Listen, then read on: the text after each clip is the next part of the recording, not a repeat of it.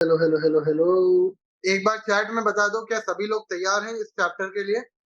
एक बार फटाफट सभी लोग चैट में बता दो।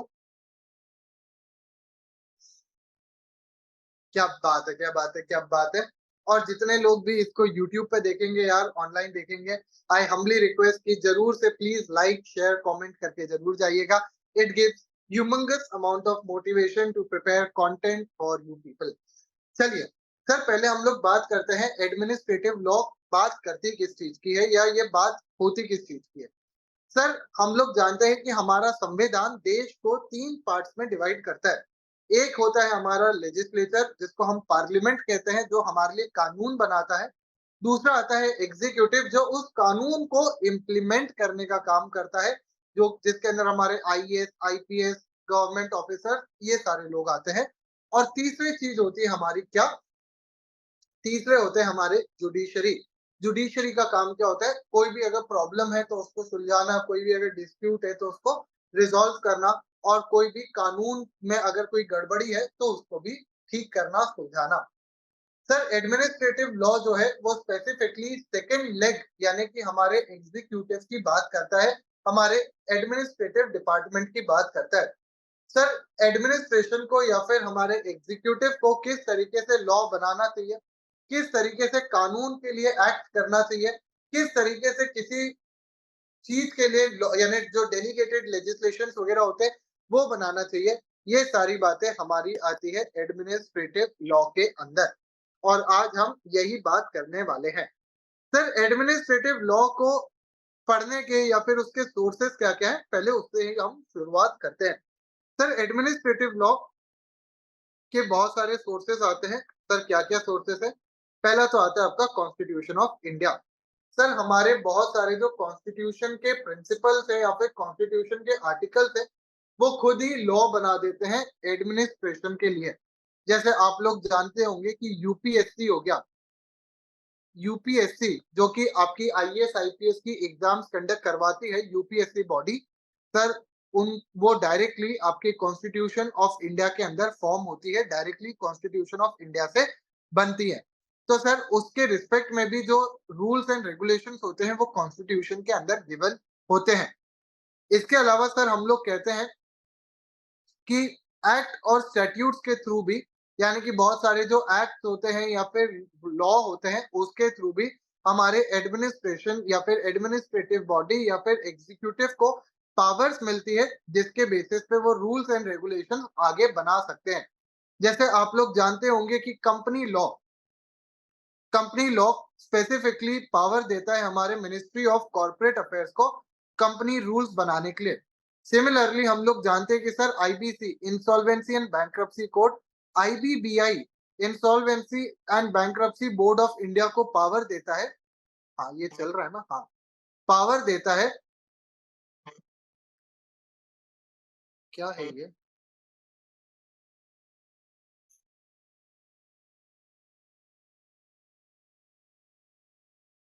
अच्छा, देखना पड़ेगा। ओके, सॉरी सॉरी सॉरी यार। कि भाई पावर देता है कि किस तरीके से हम लोगों को इंसॉल्वेंसी एंड बैंक्रप्सी कोड के लिए लॉ बनाना है, रूल्स बनाना है, ये सारी चीजें बताता है। ठीक है सर। उसी तरीके से बहुत सारे अलग अलग तरीके के कानून अलग अलग पावर्स देते हैं। एक एग्जांपल और ले लेते हैं। भाई, सिक्योरिटीज लॉ के लिए हमने सेबी एक्ट बनाया, और सेबी एक्ट के अंदर सेबी को पावर दे दिया कि भाई तुम अब इसको रेगुलेट करोगे, तुम जानो, तुम्हारा काम जाने, जो भी अलग अलग रेगुलेशंस बनाने वो तुम बनाना। और सर, आगे क्या कह रहे हैं? आगे कह रहे हैं ऑर्डिनेंसेस, नोटिफिकेशंस या फिर सर्कुलर्स, ये सारे के बेसिस के उस पे भी एग्जीक्यूटिव को कई बार पावर मिलती है। सर, आप जानते होंगे जो डीमोनेटाइजेशन हुआ था, जो पूरा का पूरा डीमोनेटाइजेशन का एक्टिविटी अंडरटेक किया गया था, वो ऑर्डिनेंस के थ्रू लाया गया था। यानी मोदी जी रात को 8 बजे आए और उन्होंने कहा कि प्रेसिडेंट ने यह ऑर्डिनेंस पास कर दिया है, और अब से 500 और 1000 के सारे नोट जो है वो बंद हो जाएंगे। तो सर, इसके लिए कोई एक्ट नहीं लाया गया था, जबकि ऑर्डिनेंस के थ्रू ही एग्जीक्यूटिव को पावर्स दे दी गई थी, रूल्स बनाने की पावर्स डिस्ट्रीब्यूट कर दी गई थी। तो भाई, ऑर्डिनेंसेस या फिर कोई नोटिफिकेशन या फिर कोई सर्कुलर के थ्रू भी पावर मिलती है। और लास्ट आता है सर हमारा जुडिशियल डिसीजन। कई बार जुडिशरी भी कुछ पावर्स हमारे एग्जीक्यूटिव के हाथ में दे देती है। आओ पढ़ते हैं क्या लिखा है। When in any judgment the Supreme Court lay down guidelines, the executive is vested with power to form the rule for the implementation of those guidelines। जैसे सर हमारे देश में बहुत सारे अनोखे जजमेंट्स आए जिसके अंदर एग्जीक्यूटिव को एक्ट करने के लिए बोला गया या फिर एग्जीक्यूटिव के ऊपर कुछ स्पेशल पावर्स डाल दी गई और उनको बोला गया कि आपको इस स्पेसिफिक बेसिस पे काम करना है। जैसे अगर हम लोग बात करें तो भाई जो पूरा का पूरा हमारा sexual harassment at work place का कॉन्सेप्ट आया सर ये एक सुप्रीम कोर्ट के जजमेंट से आया और उसके थ्रू ही एग्जीक्यूटिव ने गाइडलाइंस बनाई। एग्जीक्यूटिव का यहाँ पे मतलब क्या होता है, जो गवर्नमेंट डिपार्टमेंट्स होते हैं उनने गाइडलाइंस बनाई। सर हमारे देश में कहीं पे भी कोई भी कानून में नहीं लिखा कि पब्लिकली स्मोकिंग करना एक ऑफेंस है, पर सुप्रीम कोर्ट ने एक जजमेंट के अंदर बोला कि पब्लिक प्लेस में स्मोकिंग करना कैन बी रियली हार्मफुल और इस कारण से हम इसको अलाउ करते हैं। अगर कल को पुलिस इसके ऊपर चालान काटना चाहे तो चालान काट सकती है और उसके बेसिस पे आज की डेट में पुलिस के पास पावर है कि अगर वो चालान काटना चाहे फॉर पब्लिक स्मोकिंग तो वो ये काम कर सकती है। ये कहां से आया बच्चों? जुडिशियल डिसीजन से आया। तो हम लोग देख सकते हैं कि चार जगह से एग्जीक्यूटिव या फिर एडमिनिस्ट्रेटिव बॉडीज को पावर मिलती है to form rules and regulation. पहला आता है कॉन्स्टिट्यूशन ऑफ इंडिया, दूसरा आता है आपका एक्ट एंड स्टैट्यूट, तीसरा आता है ऑर्डिनेंसेस नोटिफिकेशन सर्कुलर और चौथा इंपॉर्टेंट प्लेस आता है आपका क्या? Judicial decisions. सर इसके बाद कॉन्सेप्ट आता है हमारे पास रूल ऑफ लॉ का। सर रूल ऑफ लॉ का मतलब क्या होता है कि हमारे देश में कोई भी तानाशाही नहीं चलेगी, कोई भी डिक्टेटरशिप नहीं चलेगी। हमारे देश में सबसे इंपॉर्टेंट एक ही चीज होगी और वो होगा कानून। हमारे यहाँ पे कानून का राज चलेगा, किसी भी एक पर्टिकुलर व्यक्ति का राज नहीं चलेगा। अगर आप कानून का किसी भी तरीके से उल्लंघन करेंगे तो भाई आपके ऊपर पेनल्टी या फिर पनिशमेंट लगाया जाएगा। सर जो मिस्टर एवी डाइसी थे, ये मिस्टर डाइसी करके जो व्यक्ति थे, इन्होंने ये रूल ऑफ लॉ का प्रिंसिपल दिया था। इन्होंने कहा था कि सर ऐसा नहीं होना चाहिए कि कल को जो किंग है या फिर क्वीन है उसके तरीके से देश चल रहा हो। सर हमारे यहाँ पे जो laid down rules and guidelines है उसके हिसाब से ही देश चलना चाहिए। हाँ या ना बोलो। तो भाई इन्होंने यही कहा था कि हमारे देश में रूल ऑफ लॉ होना चाहिए और इंडिया में तो आप खास करके ये बात देख ही सकते हो। आओ पढ़ते हैं क्या लिखा है। Mister A V Dicey was a British jurist who argued that the government should be governed by rules of law and not rules of individuals। व्यक्तिगत तौर पे नहीं चलना चाहिए, जो गवर्नमेंट के रूल्स है उसके हिसाब से ही चलने चाहिए। और सर हम कब कह सकते हैं कि किसी देश में रूल ऑफ लॉ लगा है? जब वो तीन प्रिंसिपल्स पे खरा उतरे या तीन प्रिंसिपल्स को फॉलो करे। सर ये तीन प्रिंसिपल्स क्या है? एक सेकंड देना। सर ये तीन प्रिंसिपल्स क्या है? पहला आता है हमारे पास supremacy of law. Sir supremacy of law का मतलब क्या होता है? हमारे देश में कानून सर्वोपरि है। अभी चल जा। हाँ, हमारे देश में कानून सर्वोपरि है। हम किसी की नहीं सुनेंगे, हम सिर्फ अपने देश के कानून की सुनेंगे। हमारे देश के कानून में जो लिखा होगा वही सत्य होगा, वही सच होगा। उसके अलावा हर चीज हमारे लिए गलत होगी, झूठा होगा। ये क्या होता है? Supremacy of law. कि सर हमारे देश में व्यक्तिगत तौर पे चीजें नहीं चलेंगी, कानूनी तौर पे ही चीजें चलेगी। ठीक है सर। आगे आता है equality before law. Equality before law का तो मतलब आप समझते ही हैं कि सर सभी को एक सामान्य तौर पे ट्रीट किया जाए।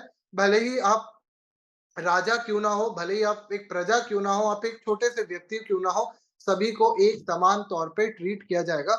ये कॉन्सेप्ट आता है इक्वालिटी बिफोर लॉ। जल्दी से चैट में बताओ इक्वालिटी बिफोर लॉ कौन से आर्टिकल में गिवन है? जल्दी से बताओ चैट में तुम लोग, जल्दी से बताओ।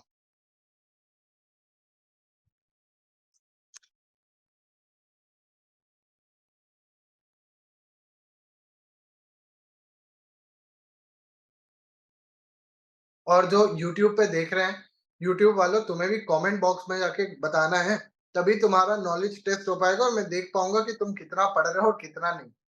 ठीक है। तो भाई इक्वालिटी बिफोर लॉ, जैसे यहाँ पे मेरे को तो क्लास के बच्चे बता रहे हैं सर, आर्टिकल नंबर 14 के अंदर दिया गया है और ये बोलता है कि भाई everybody should be treated equally. क्या बात है। सर अगला कॉन्सेप्ट हमारे पास आता है pre dominance of legal spirit. Sir predominance of legal spirit का मतलब क्या होता है? बेसिकली यहाँ पे बात की जा रही है जुडिशरी की, जो कि कह रहा है कि सर आपके देश में जुडिशरी इंडिपेंडेंट होनी चाहिए, आपके जुडिशरी के ऊपर कंट्रोल नहीं होना चाहिए। आपके देश में जुडिशरी जो भी जजमेंट दे, आपको उसको मानना पड़ेगा। ऐसा नहीं होना चाहिए, हाँ, सुप्रीम कोर्ट ने कहा घंटा फ़र्क नहीं पड़ रहा, भाड़ में जाए। ऐसा नहीं होना चाहिए। आपके देश में सुप्रीम कोर्ट, हाई कोर्ट जो भी बात बोले, आपको उसको सर्वोपरि सबसे टॉप पे मानना पड़ेगा। सर ये होते हैं हमारे देश के यानी कोई भी रूल ऑफ लॉ के 3 इंपॉर्टेंट प्रिंसिपल। एक अगर हम लोग बाय चांस के बेसिस पे एग्जांपल लेके देख लें, तो आप बांग्लादेश का देख सकते हैं कि बांग्लादेश में किस तरीके का हेवॉक सिचुएशन क्रिएट हो गया। वहां पे मैं नहीं कह रहा हूँ, ऐसा न्यूज़ रिपोर्ट्स बोलती थी कि भई बांग्लादेश के अंदर जो उनकी सरकार थी, जो मैडम जी की सरकार थी, उन्होंने सरकार की बैंड बजा दी थी, लॉ की बैंड बजा दी थी, बहुत ही ज़्यादा हंगामा मचा दिया था। कानून में कुछ भी लिखा होता था, चलती उनकी ही थी। यानी स्वाभाविक सी बात थी कि वहाँ पे सुप्रीमेसी ऑफ लॉ का जो पूरा का पूरा कॉन्सेप्ट था, वो ब्रीच हो गया था। उसके कारण से वहाँ पे लोगों ने विद्रोह कर दिया, आक्रोश पैदा कर दिया और सर बैंड बजा दी। सिमिलरली वहाँ पे बोला गया कि सुप्रीम कोर्ट के जो जजेस हैं, वो सिर्फ़ और सिर्फ़ उन मैडम जी की ही सुनते हैं और इसके कारण से हमारे देश की जो जुडिशरी है, वो भी फ्री नहीं है। और इस कारण से हम उसको भी एक्सेप्ट नहीं करेंगे और इसलिए वहां पे हम कह सकते हैं कि रूल ऑफ लॉ नहीं है। सेम चीज आप अगर अफगानिस्तान चले जाएंगे तो वहां पे भी सेम दिक्कत है। वहां पे जो भी तालिबान का लीडर कह देता है वो उनका सर्वोपरि हो जाता है। तालिबान के लीडर ने आज कहा कि आज से दिन को रात कहेंगे, रात को दिन कहेंगे, तो बस कहेंगे, कोई सवाल जवाब नहीं, कहानी समाप्त। तो ऐसा नहीं होना चाहिए। रूल ऑफ लॉ के अंदर आपको देश के लॉ को, देश के अंदर इक्वालिटी को और देश की जुडिशरी को संभाल के रखना है, ऐसा एबी डायसी साहब ने कहा था। एक सेकंड देना।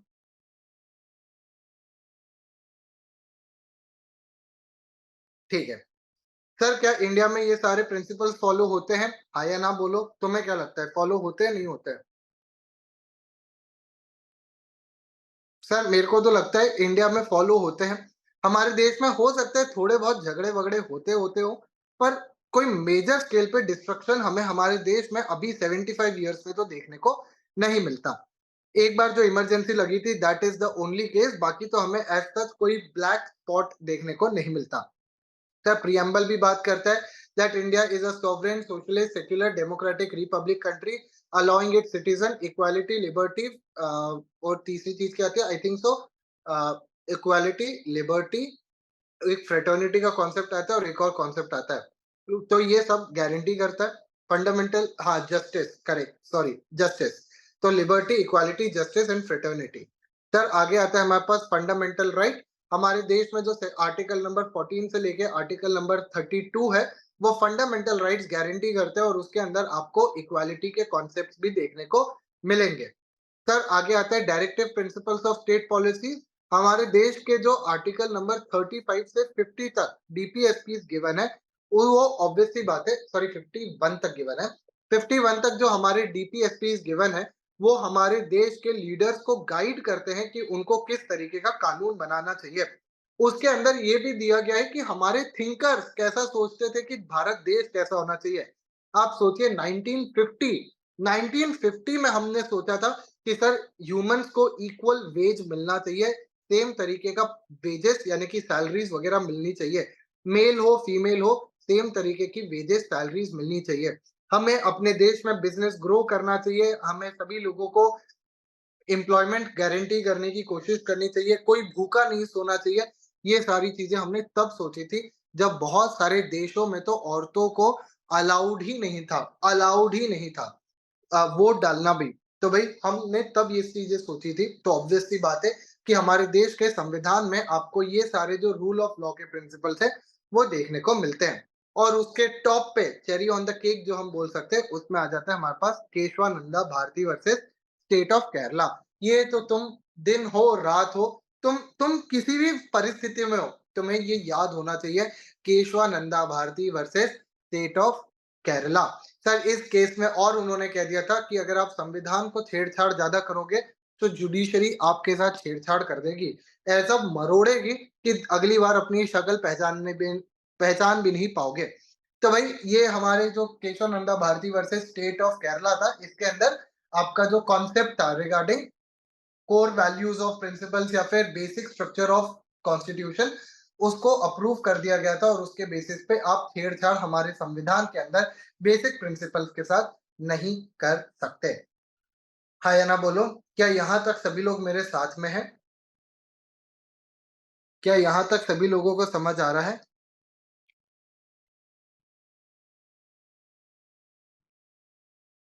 सर आप क्या खा रहे हो?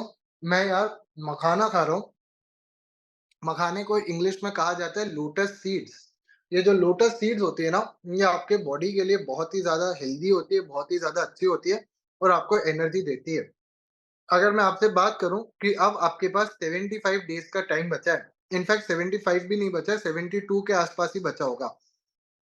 आपके एग्ज़ाम्स चालू होने से आपके पास 72 डेज़ का टाइम बचा है। तो ऐसे 72 डेज़ में आपको और मेरे को दोनों को अपने आप को हेल्दी रखना बहुत ज़्यादा ज़रूरी है। आपको पढ़ने के लिए और मेरे को पढ़ाने के लिए।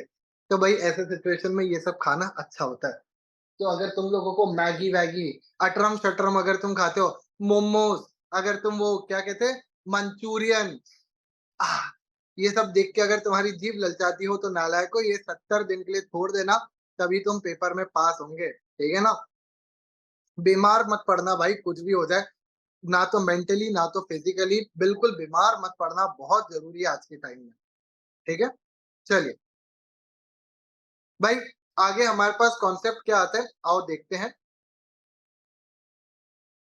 Sir, administrative discretion is the power given to executive bodies to make rules and regulations.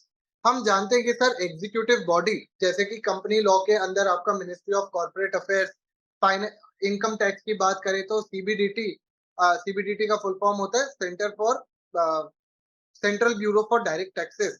उसी तरीके से आपका IBPI in case of insolvency and bankruptcy code, ये सारी बॉडीज को हमने पावर देके रखी हुई है रूल्स एंड रेगुलेशंस बनाने के लिए। पर सर हम लोग जानते हैं कि कई बार ये बॉडीज अपनी पावर्स का गलत इस्तेमाल करती हैं, हुई हुई अपने पावर्स को गलत जगह इस्तेमाल करती है। जैसे वो एक बीच में वो आता था ना मीम, मम्मी मेरी शक्तियों का गलत इस्तेमाल किया जा रहा है, मम्मी मेरी शक्तियों का गलत इस्तेमाल हो रहा है।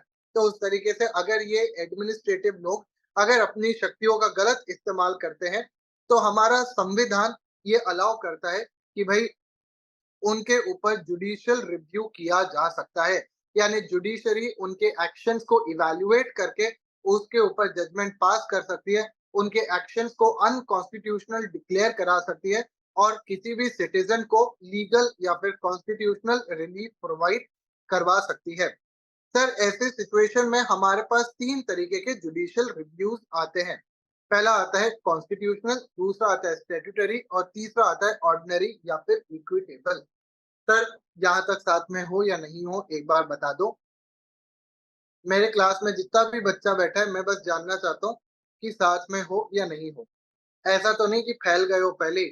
सर 4 बजे नींद आ रही है, एकदम सर ऐसे आँखें बंद हो रही है। सर आँखें खोल के देखोगे तो हमारी आँखों में सपने नहीं, सिर्फ नींद के सपने दिख रहे हैं सर और कुछ नहीं। अभी थोड़ा-सा समय अपनी नींद पे कंट्रोल करो, काबू करो और बस मेहनत के लिए लगे रहो। ठीक है सर? हम आपके साथ हैं, वीर तुम बड़े चलो, धीर तुम बड़े चलो। तो भाई हमारे पास आता है judicial review can be of 3 types. पहला आता है कॉन्स्टिट्यूशनल, स्टैट्यूटरी या फिर ऑर्डिनरी या फिर इक्विटेबल तरीके का जुडिशियल रिव्यू। सर पहले आता है कॉन्स्टिट्यूशनल रिव्यू। हम जानते हैं कि सर हमारे देश के संविधान के अंदर हाई कोर्ट और सुप्रीम कोर्ट को पावर दी गई है कि वो आपके आपके जो एक्शंस है उनको क्या कर सकता है, उनके एक्शंस को वो वैलिडेट कर सकता है या फिर चेक कर सकता है, कॉन्स्टिट्यूशनैलिटी को वेरीफाई कर सकता है। सर क्या कह रहे हैं? हम कह रहे हैं सर अगर कोई भी जो व्यक्ति है, कहाँ गया भाई? हाँ, अगर कोई भी हमारे अथॉरिटी है, एग्जीक्यूटिव अथॉरिटी है, अगर वो हमारे फंडामेंटल राइट्स को वायलेट करता है, तो हम सुप्रीम कोर्ट या फिर हाई कोर्ट के पास जा सकते हैं। पहले मेरे को बताओ, तुम मेरे को बताओगे। हाँ, हाँ, हाँ, तुम ही मेरे को बताओगे। सर सुप्रीम कोर्ट के पास मैं कौन से आर्टिकल के अंदर जा सकता हूँ? सुप्रीम कोर्ट के पास मैं कौन से आर्टिकल के पास जा सकता हूँ? सर वो क्या ना मैंने ना सर अभी वो जो चैप्टर था ना अरे सर वो जो चैप्टर था जिसके अंदर लिखा हुआ था वो सर ना सर रिवाइज नहीं किया है इसलिए मैं ना बता नहीं पा रहा हूँ। नालायकों ये तुम सी सीट में भी पढ़ के आ रहे हो तो रिवीजन का बहाना तो मेरे को देना ही मत। जल्दी से बताओ सुप्रीम कोर्ट के पास आप कौन से आर्टिकल के थ्रू जा सकते हो? अगर तुम जवाब नहीं दोगे ना तो मैं सी सीट वालों की क्लास में बिठा दूंगा। अभी इससे पहले जस्ट सी सीट की क्लास थी और सी सीट की क्लास में तुम्हें बिठाना पड़ेगा मेरे को ऐसा लगता है अगर तुमने जवाब नहीं दिया तो। चलो बच्चे कह रहे नहीं नहीं सर ऐसा नहीं है। Very good sir. Supreme court के पास आप जा सकते हो आर्टिकल नंबर 32 के अंदर और हाई कोर्ट के पास आप जा सकते हो आर्टिकल नंबर 226 के अंदर। Very good sir. अगर आपका कभी भी कोई भी फंडामेंटल राइट वायलेट होता है तो आप इन अथॉरिटीज के पास जा सकते हो, इन कोर्ट्स के पास जा सकते हो डायरेक्टली। ठीक है सर। सर किन किन स्टेजेस पे जुडिशियल रिव्यू अलाउ किया जाता है? किन किन स्टेजेस पे हम जुडिशियल रिव्यू के लिए एप्लीकेशन लगा सकते हैं? पहला आता है at the stage of delegation of discretion. जब अथॉरिटी दी जा रही होगी तब भी लगा सकते हो और जब उस अथॉरिटी को एक्सरसाइज किया जा रहा होगा आप तब भी अपनी पावर का इस्तेमाल कर सकते हो। सर नहीं समझ आया एक बार वापस से बताओ। सर जब मैं किसी को पावर दे रहा हूँ ऐसे करके मैं ना पावर सौंप रहा हूँ तब आप इस ट्रांसफर को भी चैलेंज कर सकते हो। और अगर वो व्यक्ति वो जो सामने वाली अथॉरिटी है एग्जीक्यूटिव बॉडी जो है वो अपनी पावर का इस्तेमाल करने लग जाए, एक्सरसाइज करने लग जाए आप तब भी उसको चैलेंज कर सकते हो, तब भी उसके एक्शंस को आप चैलेंज कर सकते हो। सर एक एग्जांपल दे दो दोनों का ताकि हमें समझ में आ जाए। हाँ हाँ बिल्कुल एग्जांपल देंगे यार टेंशन मत लो। सर क्या हो गया ये पैर हट गया। आउच। हाँ सर तुमने एक वो मूवी देखी है? मेरे को एक मूवी ध्यान आ रही है उसके अंदर ना एक व्यक्ति के पास हीरे होते हैं, बहुत सारे डायमंड्स होते हैं और जैसे ही वो हीरे एक व्यक्ति को ट्रांसफर करने वाला होता है, एकदम से हमारा हीरो भागते हुए आता है और कहता है नहीं, रुक जाओ, मत करना ऐसा, वो नकली है, मैं असली शाम हूँ, वो नकली शाम है, वो आपको बेवकूफ बना के आपकी प्रॉपर्टी हड़पना चाहता है। और फिर ये अंकल ऐसे क्या क्या क्या करते हैं एकदम से और फिर एक्शन सीन चालू हो जाता है। सर इसी तरीके से होता है हमारे लॉ के अंदर भी। जब भी एक गवर्नमेंट अथॉरिटी पावर सौंप रही होती है और लोगों को लगता है कि अगर ये पावर सौंप दी गई, अगर ये अथॉरिटी दे दी गई तो इस अथॉरिटी का गलत इस्तेमाल किया जाएगा तो भाई वो उस अथॉरिटी के ट्रांसफर को ही चैलेंज कर सकते हैं। ये होता है at the stage of delegation of legislation. Sir क्या लिखा है आओ पढ़ते हैं साथ में। In certain situations, the statute does not delegate administrative powers to the executive. However, the executive body may still be wrongly given powers to make rules and regulations. कि भाई आपके एग्जीक्यूटिव को गलत तरीके से पावर्स दी जा सकती है to make any rules and regulations. In such a situation, this delegation of authority is incorrect and any law made in this regard can be struck down. अगर इस रिगार्ड में वो कोई कानून बनाते हैं तो उसको भी हम लोग स्ट्रक डाउन कर सकते हैं। तो भाई अगर कोई भी इन अप्रोप्रिएटली अथॉरिटी अगर ट्रांसफर होती है तो उसको चैलेंज किया जा सकता है। ठीक है सर, ये हमें समझ में आ गया। और दूसरा आता है at the stage of execution of power या फिर at the time of exercise of discretion. जब भी ये जो हमारी अथॉरिटी है एडमिनिस्ट्रेटिव अथॉरिटी अगर अपनी पावर का गलत इस्तेमाल करेगी तब भी हम इसके पावर्स को ऑब्वियसली बात है चैलेंज कर सकते हैं। सर यहाँ पे हम लोग कह रहे हैं कि उसके एक्शंस को आप किन ग्राउंड पे चैलेंज कर सकते हो? दो तीन ग्राउंड्स आते हैं। पहला आता है जैसे अब्यूज ऑफ पावर्स और दूसरा non application of mind. Sir abuse of power का मतलब क्या होता है? जब भी आप अपने पावर को एक्सीड कर जाओ, अपने पावर से आगे चले जाओ, उसको हम अब्यूज ऑफ पावर कहते हैं। सर एक एग्जांपल देके बताओ ना। जैसे अगर हम लोग बात करें, एक सेकंड देना मैं यहाँ पे आपकी किताब में भी खोल लूँ चैप्टर नंबर 4। कहाँ है चैप्टर नंबर 4? Chapter number 4।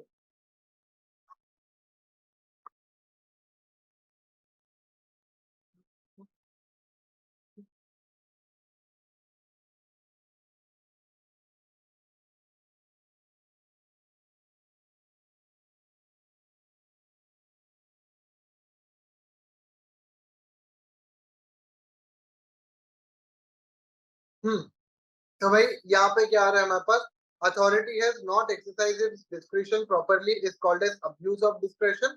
और अगर वो ठीक तरीके से दिमाग नहीं लगा रहे हैं कोई भी काम करने में, तो that is called as non application of mind.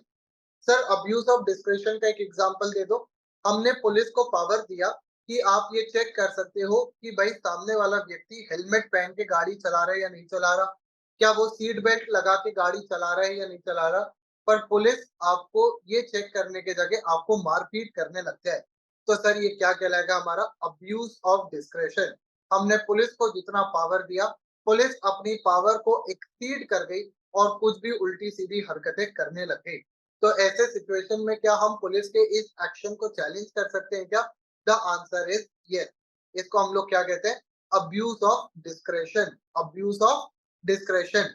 Sir हमने इन्फोर्समेंट डायरेक्टरेट को पावर दिया कि आपको अगर फेमा वगैरह के अंदर कोई भी तरीके का काम देखना है, कोई भी वॉयलेशन देखना है, तो आप देखो, कोई दिक्कत नहीं है।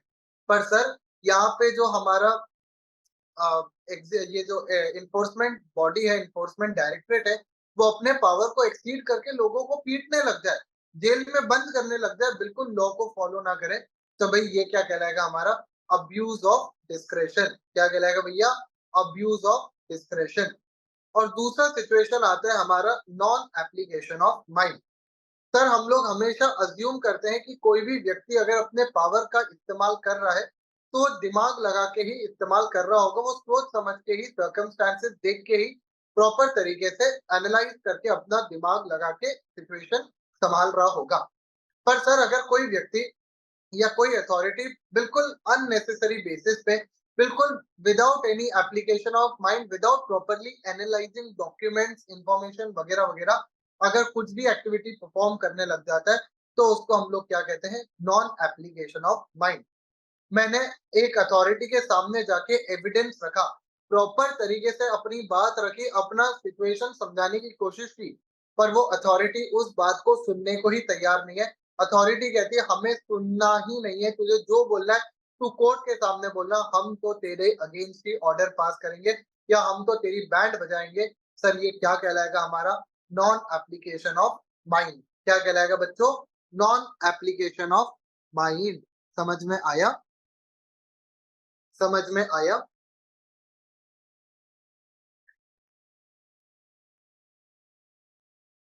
ठीक है सर, इसके अंदर दो टॉपिक्स और आते हैं हमारे पास। ये जो है हमारा at the stage of delegation of discretion. इसके अंदर ये बोलते हैं कि सर आपका जो administrative description, sorry, discretion and article 14 and administrative discretion and article number 19। आओ देखिए ये क्या बात कर रहे हैं। सर यहाँ पे ये कहना चाह रहे हैं कि आर्टिकल 14, हम लोग सभी जानते हैं कि आर्टिकल 14 आपके इक्वालिटी की बात करता है। तो अगर कभी भी इस प्रकार से पावर दी जाती है कि वो आपके आर्टिकल 14 की वॉयलेशन करती है, तो हम लोग ऐसे सिचुएशन में उस एडमिनिस्ट्रेटिव डिस्क्रेशन को स्ट्रक डाउन कर सकते हैं, हम उस ट्रांसफर ऑफ पावर को स्ट्रक डाउन कर सकते हैं।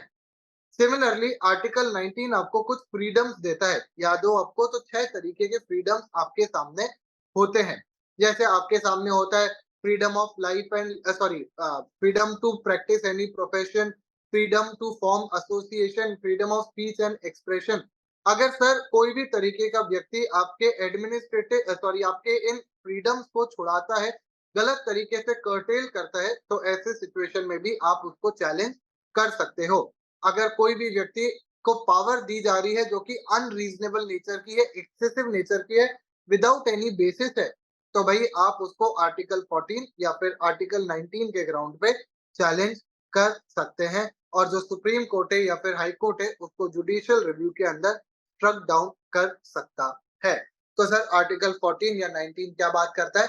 अगर कोई भी तरीके से पावर इस प्रकार से ट्रांसफर हो रही है जिसके कारण से किसी भी व्यक्ति का आर्टिकल 14 या आर्टिकल 19 वॉयलेट होने लग जाए, तो हम लोग कहते हैं ये बिल्कुल भी एडमिसिबल नहीं होगा, ये बिल्कुल भी नहीं चलेगा और हम उसको स्ट्रक डाउन कर देंगे। सर एक एग्जांपल देके समझा दो ना ताकि हमें समझ आ जाए। सर मान लो हमारे देश में ना दंगे हो रहे हैं, दंगे भी नहीं, इन सेंस कुछ प्रोटेस्ट निकल रहे हैं, पीसफुल प्रोटेस्ट निकल रहे हैं, बहुत आराम से प्रोटेस्ट निकल रहे हैं। पर गवर्नमेंट पुलिस को ये पावर दे देती है कि आप किसी को भी गोली चला के मार सकते हो। गोली चला के मार सकते हो, ऐसा पावर दे रही है पुलिस को। सर ये जो पावर ट्रांसफर हो रही है ना कि आप किसी को गोली चला के भी मार सकते हो just to curtail protest, sir इसको आप आर्टिकल नंबर 19 के अंदर चैलेंज कर सकते हो, क्योंकि आर्टिकल नंबर 19 आपको पीसफुल बेसिस पे असेंबली करने का अधिकार देता है एंड राइट टू स्पीच का भी अधिकार देता है। तो भाई ऐसे ट्रांसफर ऑफ पावर को, जो यहाँ पे पुलिस को पावर ट्रांसफर की जा रही है, उसको आर्टिकल 19 के अंदर चैलेंज किया जा सकता है। समझा? हाँ या ना बोलो। हाँ या ना बोलो। मैं जानबूझ करके आप लोगों के लिए स्लो लेके चल रहा हूँ टॉपिक, ताकि आप लोगों को समझ में आए और आप लोग इन सारी चीजों को याद रख पाओ। आप चाहो तो इनको सब्सिक्वेंटली अपने एग्जाम में एग्जाम्पल्स के तौर पे भी यूज कर सकते हो। इन रिवीजन क्लास का सेंस बस इतना नहीं होता कि आपको हम पढ़ा के छोड़ दें, बट ये है कि आपको समझ में भी आना चाहिए, उसके रेलेवेंट एग्जाम्पल्स भी समझ में आने चाहिए। ठीक है सर। आगे आता है हमारे पास अब्यूज ऑफ डिस्क्रेशन। हम लोग जानते हैं कि जो ये सरकारी अफसर होते हैं, वो कई बार अपनी पावर्स का गलत तरीके से अब्यूज कर सकते हैं, गलत तरीके से इस्तेमाल कर सकते हैं। अभी हम देख के आ रहे थे abuse of power, abuse of power या अरे अब्यूज ऑफ पावर या फिर नॉन एप्लीकेशन ऑफ माइंड के केस के अंदर आपका जुडिशियल डिस्क्रेशन का, सॉरी, जुडिशियल रिव्यू का इस्तेमाल किया जा सकता है एंड एक्सरसाइज ऑफ पावर या फिर exercise of discretion by administrative authority, इसको चैलेंज किया जा सकता है। आपके कोई भी तरीके के एडमिनिस्ट्रेटिव बॉडी को चैलेंज, उसके एक्शन को चैलेंज किया जा सकता है। सर ऐसे में हम कब बोलेंगे कि अब्यूज ऑफ पावर हो रहा है या फिर अब्यूज ऑफ डिस्क्रेशन हो रहा है? ऐसे में हमारे पास 6, 7, 8 सिचुएशंस देखने को मिलती है। पहला आता है हमारे पास क्या? Mala fide intention. पहला, सबसे पहला क्या आता है बच्चों? Mala fide intention. अगर कोई भी अथॉरिटी का पावर इस्तेमाल करने का कारण मैलाफाइड था, यानी कि गलत इंटेंशन था, तो हम उसको अब्यूज ऑफ डिस्क्रेशन के अंदर गिन सकते हैं। किसके अंदर गिन सकते हैं बच्चों? अब्यूज ऑफ डिस्क्रेशन के अंदर गिन सकते हैं। जैसे मान लीजिए पुलिस वाला कह रहा है मेरे को 500 की पत्ती दे, नहीं तो तेरे को जेल में बंद कर दूंगा। 500 की पत्ती दे, चल चल चल चल, नहीं तो अभी तेरे को जेल में बंद कर दूंगा। ये क्या है भाई? ये है हमारा मैलिफाइड इंटेंशन। यहाँ पे पुलिस वाला आपसे पैसा निकलवाना चाहता है। पुलिस वाला आपसे पैसा निकलवाना चाहता है गलत तरीके से, और इसको हम लोग कहते हैं abuse of discretion through malafide intention. दूसरा आता है इररिलेवेंट कंसिडरेशन। सर अगर जो अथॉरिटी है वो ठीक तरीके से फैक्टर्स को कंसिडरेशन में नहीं लेती है और अननेसेसरी चीजों को कंसिडरेशन में लेके कोई ऑर्डर पास कर देती है या कोई भी एक्टिविटी कर देती है, उसको हम लोग कहते हैं इररिलेवेंट कंसिडरेशन। सर एक एग्जांपल दे दो। जैसे कि मान लो मेरे इलाके में ना एक चोर रहता है, मेरे को ये पता है कि मेरे इलाके में एक चोर रहता है। पुलिस वाले आए और मेरे को धर के लेके चले गए, कहते हैं कि तू ही पक्का चोर होगा, तू ही होगा। मैंने कहा सर मेरे को नहीं पता, मैंने कोई चोरी नहीं की, मैं तो नॉर्मली घर में बैठा था। पुलिस वाले कह रहे हैं नहीं, क्योंकि तू उस इलाके में रहता है ना, इसलिए तू चोर है। सर ये कोई बात हुई क्या? क्योंकि बस मैं उस इलाके में रहता हूँ इसलिए मेरे को चोरी घोषित कर दिया। सर ये आपने क्या किया? इररिलेवेंट कंसिडरेशन, एकदम अननेसेसरी चीजों पे ध्यान देके आपने एक ऑर्डर पास किया है या आपने कोई डिसीजन लिया है।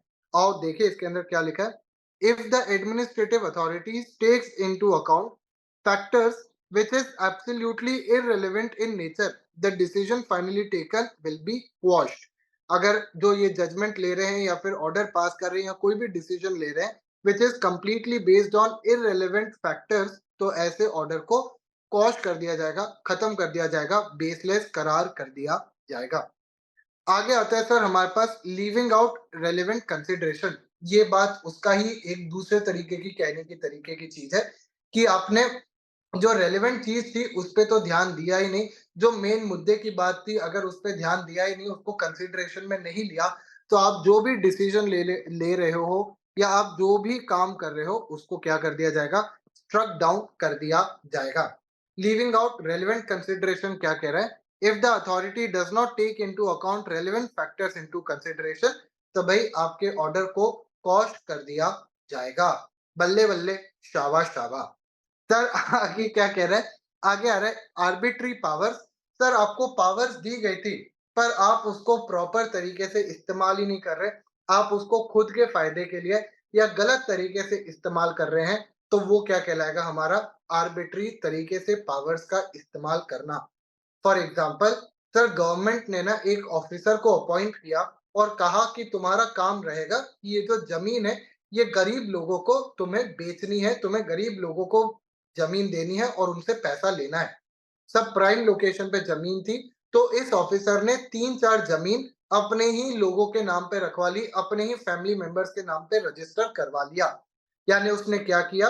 उसने अपनी पावर्स का गलत तरीके से इस्तेमाल किया, आर्बिट्री तरीके से इस्तेमाल किया, बिल्कुल बहुत ही गलत तरीके से इस्तेमाल किया और इसलिए ये भी आपका क्या कहलाएगा? अब्यूज ऑफ डिस्क्रेशन या अब्यूज ऑफ पावर। सर अगला आता है improper purpose. Sir improper purpose का मतलब क्या आता है? अगर आप अपनी पावर्स का इस्तेमाल कोई गलत कार्य या गलत संबंध में करते हैं, तो भाई उसको भी हम इनवैलिड करार दे देंगे। अगर आप अपनी पावर्स का कोई भी इम्प्रॉपर यूज करते हो या कोई भी गलत यूज करते हो, तो हम डेफिनेट सी बात है उसको क्या बोल देंगे? उसको इनवैलिड डिक्लेयर करा देंगे या फिर उसको गलत डिक्लेयर करा देंगे। सर ये तो ऑलमोस्ट सेम ही साउंड कर रहा है। Yes, all these almost sound same, पर ये हमारे एग्जाम के लिए अलग-अलग पॉइंट के बेसिस पे आपको याद रखना पड़ेगा। मैलाफाइड इंटेंट हो, इररेलेवेंट कंसिडरेशन हो, लीविंग आउट रेलेवेंट कंसिडरेशन हो, आर्बिट्री पावर्स हो, इम्प्रॉपर पर्पस हो, ये सारी चीजें आपको याद रखनी ही है। सर अगला पॉइंट आता है हमारे सामने क्या? Colourable device of powers. Sir colourable device का मतलब क्या होता है? क्या रंग वंग डाल रहे हैं क्या यहाँ पे? नहीं। कलरेबल डिवाइस का मतलब होता है कि जब आप कोई चीज सीधी तरीके से नहीं कर सकते, तो आप उसको घुमा के टेढ़ी तरीके से कर रहे हैं। तो अगर आप डायरेक्टली करप्शन नहीं कर सकते हैं, तो आप इनडायरेक्टली अगर करप्शन कर रहे हैं, किसी और के थ्रू करप्शन करवा रहे हैं, तो उसको हम लोग क्या कहेंगे? Colourable exercise of power. अगर हमें कुछ भी दया, दाल में कुछ काला है, अगर हमें ऐसा कुछ भी काला, पीला, नीला दिखा ना, तो हम उसको स्ट्रक डाउन कर देंगे, हम उसको कॉश कर देंगे। हम हमसे हमारा यहाँ पे क्या मतलब है? कोर्ट। कोर्ट उसको कॉश कर देगा, उसको खत्म कर देगा, उसको गिरा देगा। ये हमारी चीजें किसके अंदर आती है बच्चों? ये आती है हमारी कलरेबल एक्सरसाइज ऑफ पावर के अंदर। आगे आता है हमारे पास non compliance with procedural requirements. Sir कुछ प्रोसीजर था, कुछ पेपर वर्क था जो आपको फॉलो करना चाहिए था, पर अगर आप उस प्रोसीजर को, उस पेपर वर्क को फॉलो नहीं करते हो, अगेन आपके जो एक्शंस है उनको हम लोग गलत करार कर देंगे, उन एक्शंस को हम लोग स्ट्रक डाउन कर देंगे और हम कहेंगे कि चुपचाप से उस प्रोसीजर को वापस से फॉलो करके आओ। और लास्ट आता है एक्सीडिंग जुरिस्डिक्शन। अगर आप अपने पावर से ही एक्सीड कर जाते हैं, हमने मिनिस्ट्री ऑफ कॉर्पोरेट अफेयर्स को कॉर्पोरेट लॉ से रिलेटेड लॉ बनाने को बोला था, पर वो कल को अगर सिक्योरिटीज लॉ के भी रेगुलेशंस बना देता है, तो यानी उसने अपनी अथॉरिटी एक्सीड कर दी और ऐसे अथॉरिटी को हम लोग या ऐसे जो भी वो रूल्स एंड रेगुलेशंस बनाएंगे उसको हम लोग चैलेंज कर सकते हैं। हाँ या ना? तो भाई 8 पॉइंट्स आते हैं, बहुत ही सिंपल से पॉइंट्स है, ऑलमोस्ट रिपीटेटिव ही पॉइंट्स है। पहला आता है हमारे पास मैलाफाइड इंटेंट, दूसरा आता है इररेलेवेंट कंसिडरेशन, तीसरा आता है लीविंग आउट रेलेवेंट कंसिडरेशन, चौथा आता है आर्बिट्री पावर्स, पांचवा आता है इम्प्रॉपर पर्पस, छठवा आता है हमारा कलरेबल एक्सरसाइज ऑफ पावर्स, सातवां आता है non compliance with procedural requirements और लास्ट आता है हमारे पास एक्सीडिंग जुरिस्डिक्शन। तमन्ना कह रही है सर एक बार इररिलेवेंट कंसिडरेशन वापस से बता दो। बिल्कुल बता देते हैं। इररिलेवेंट कंसिडरेशन का मतलब होता है जब आप अननेसेसरी चीजों पे फोकस करके कोई ऑर्डर, कोई भी डिसीजन लेते हैं, तो उसको हम लोग कहते हैं इररिलेवेंट कंसिडरेशन। यानी आप मुद्दे की बात से भटक ही चुके हैं, आप मेन जो एविडेंसेस है या मेन जो पॉइंट्स है उसको कंसिडर नहीं कर रहे हैं, तो वो आपका आ जाएगा किसके अंदर? इररिलेवेंट कंसिडरेशन के अंदर आएगा। समझा? तमन्ना समझा? एक बार बता दूं।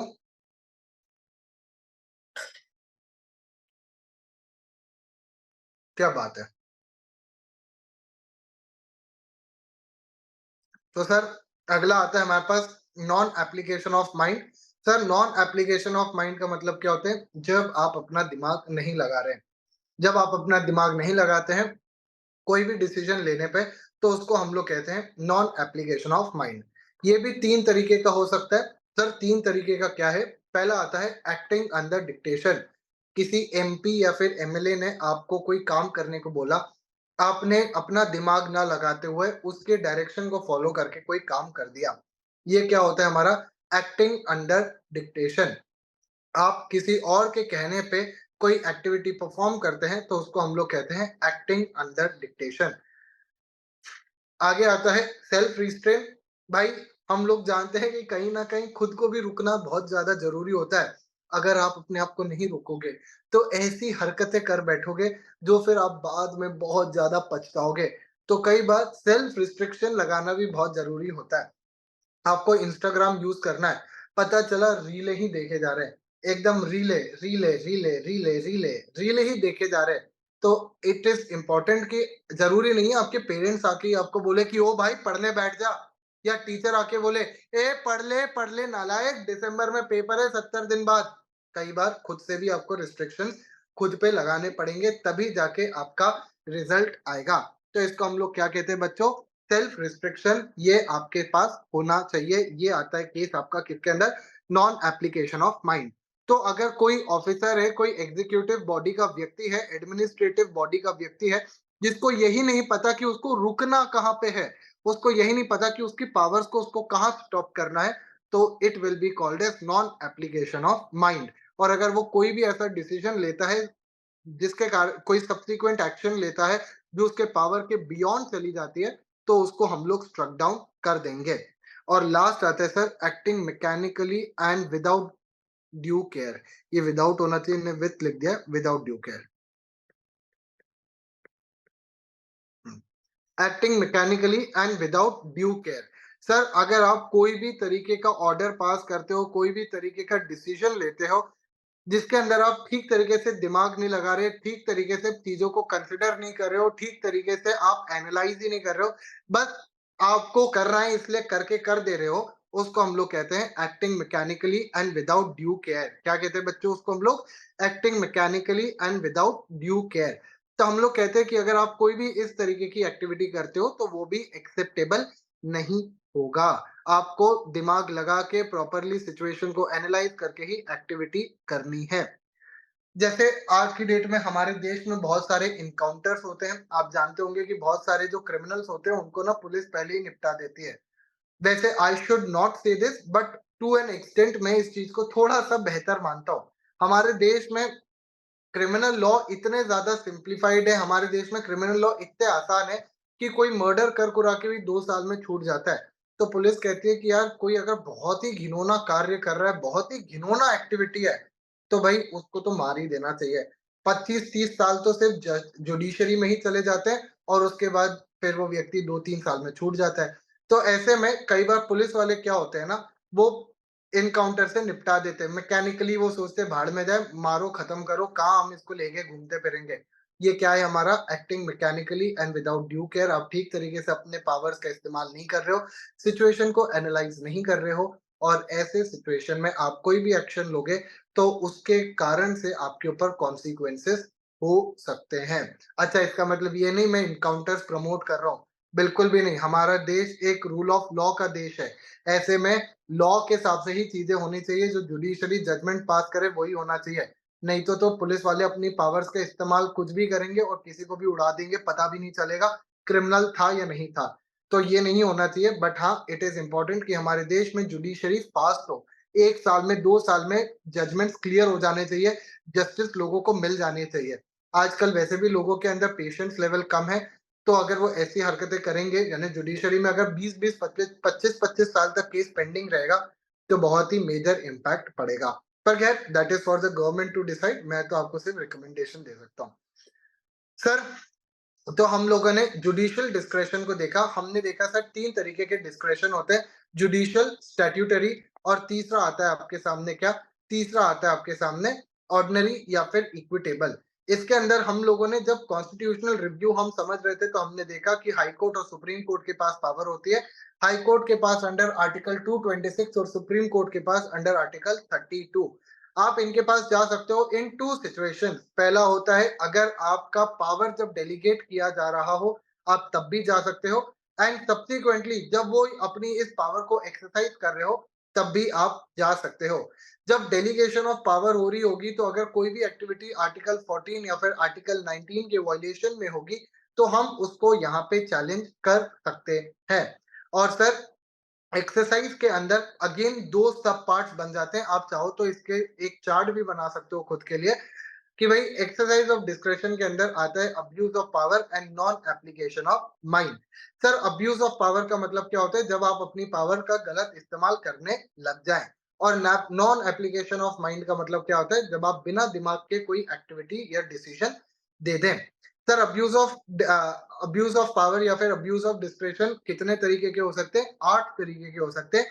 मैलिफाइड इंटेंशन हो, इररिलेवेंट कंसिडरेशन हो, लीविंग आउट रेलेवेंट कंसिडरेशन हो, आर्बिट्री पावर्स हो, इम्प्रॉपर पर्पस हो, कलरेबल एक्सरसाइज ऑफ पावर हो, आपका non compliance with procedural requirements हो, या फिर लास्ट आपका एक्सीडिंग जुरिसडिक्शन हो। ये सारे के सारे पॉइंट इसके अंदर कवर होते हैं। जबकि नॉन एप्लीकेशन ऑफ माइंड के अंदर आता है आपका क्या? Acting under dictation, self restraint, और acting mechanically and without due care. समझ में आया क्या? मगज में आया क्या? एक बार बता दो मेरे को, तो फिर हम इसके अगले टॉपिक पे बढ़ चलेंगे। Statutory judicial review. फिर तो छोटा मोटा बचा हुआ है, तुम तो ऐसे ही खत्म कर दोगे चैप्टर बहुत जल्दी। जल्दी से एक बार बता दो, क्या इतना समझ में आया या नहीं आया? ऑनलाइन वालों तुम्हें भी, यूट्यूब वालों तुम्हें भी चैट पे बताना है, चैट यानी कमेंट बॉक्स में।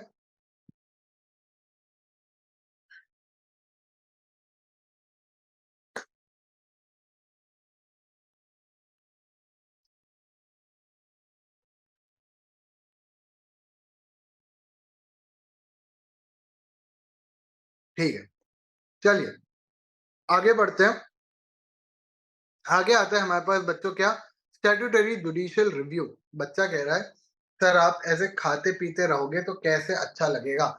अरे भैया, तुम जब ऐसे कैमरा बंद कर करके मुंह छुपा छुपा के खा रहे हो, मैंने कुछ कहा नहीं? कुछ कहा नहीं? तुम बताओ, मैंने कुछ कहा नहीं ना? तो यार थोड़ा सा एक एप्पल खा लूं तो क्या हो जाएगा? मेरा भी पेट भर जाएगा। थोड़ा सा इस गरीब के बारे में भी सोचो, है ना? चलो आगे बढ़ते हैं। सर, आगे आता है हमारे पास statutory judicial review. Sir, statutory judicial review का मतलब क्या होता है? आपका कानून ही कई बार आपके जुडिशियल रिव्यू की पावर्स ग्रांट कर देता है। आपका जो जो भी कानून है वो आपके ऊपर एक और अथॉरिटी बता देता है, ताकि अगर कोई भी लोअर अथॉरिटी गलत काम करे तो हायर अथॉरिटी उसके एक्शंस को चैलेंज कर दे, या उसके एक्शंस को कैंसिल कर दे, या फिर नलीफाई कर दे। ये होता है हमारा क्या? Statutory judicial review. सर, इसके अंदर दो मैकेनिज्म आपको बताए गए हैं। पहला आता है क्या चीज सर? स्टैट्यूटरी अपील्स, और दूसरा आता है रेफरेंस टू हाई कोर्ट और सुप्रीम कोर्ट।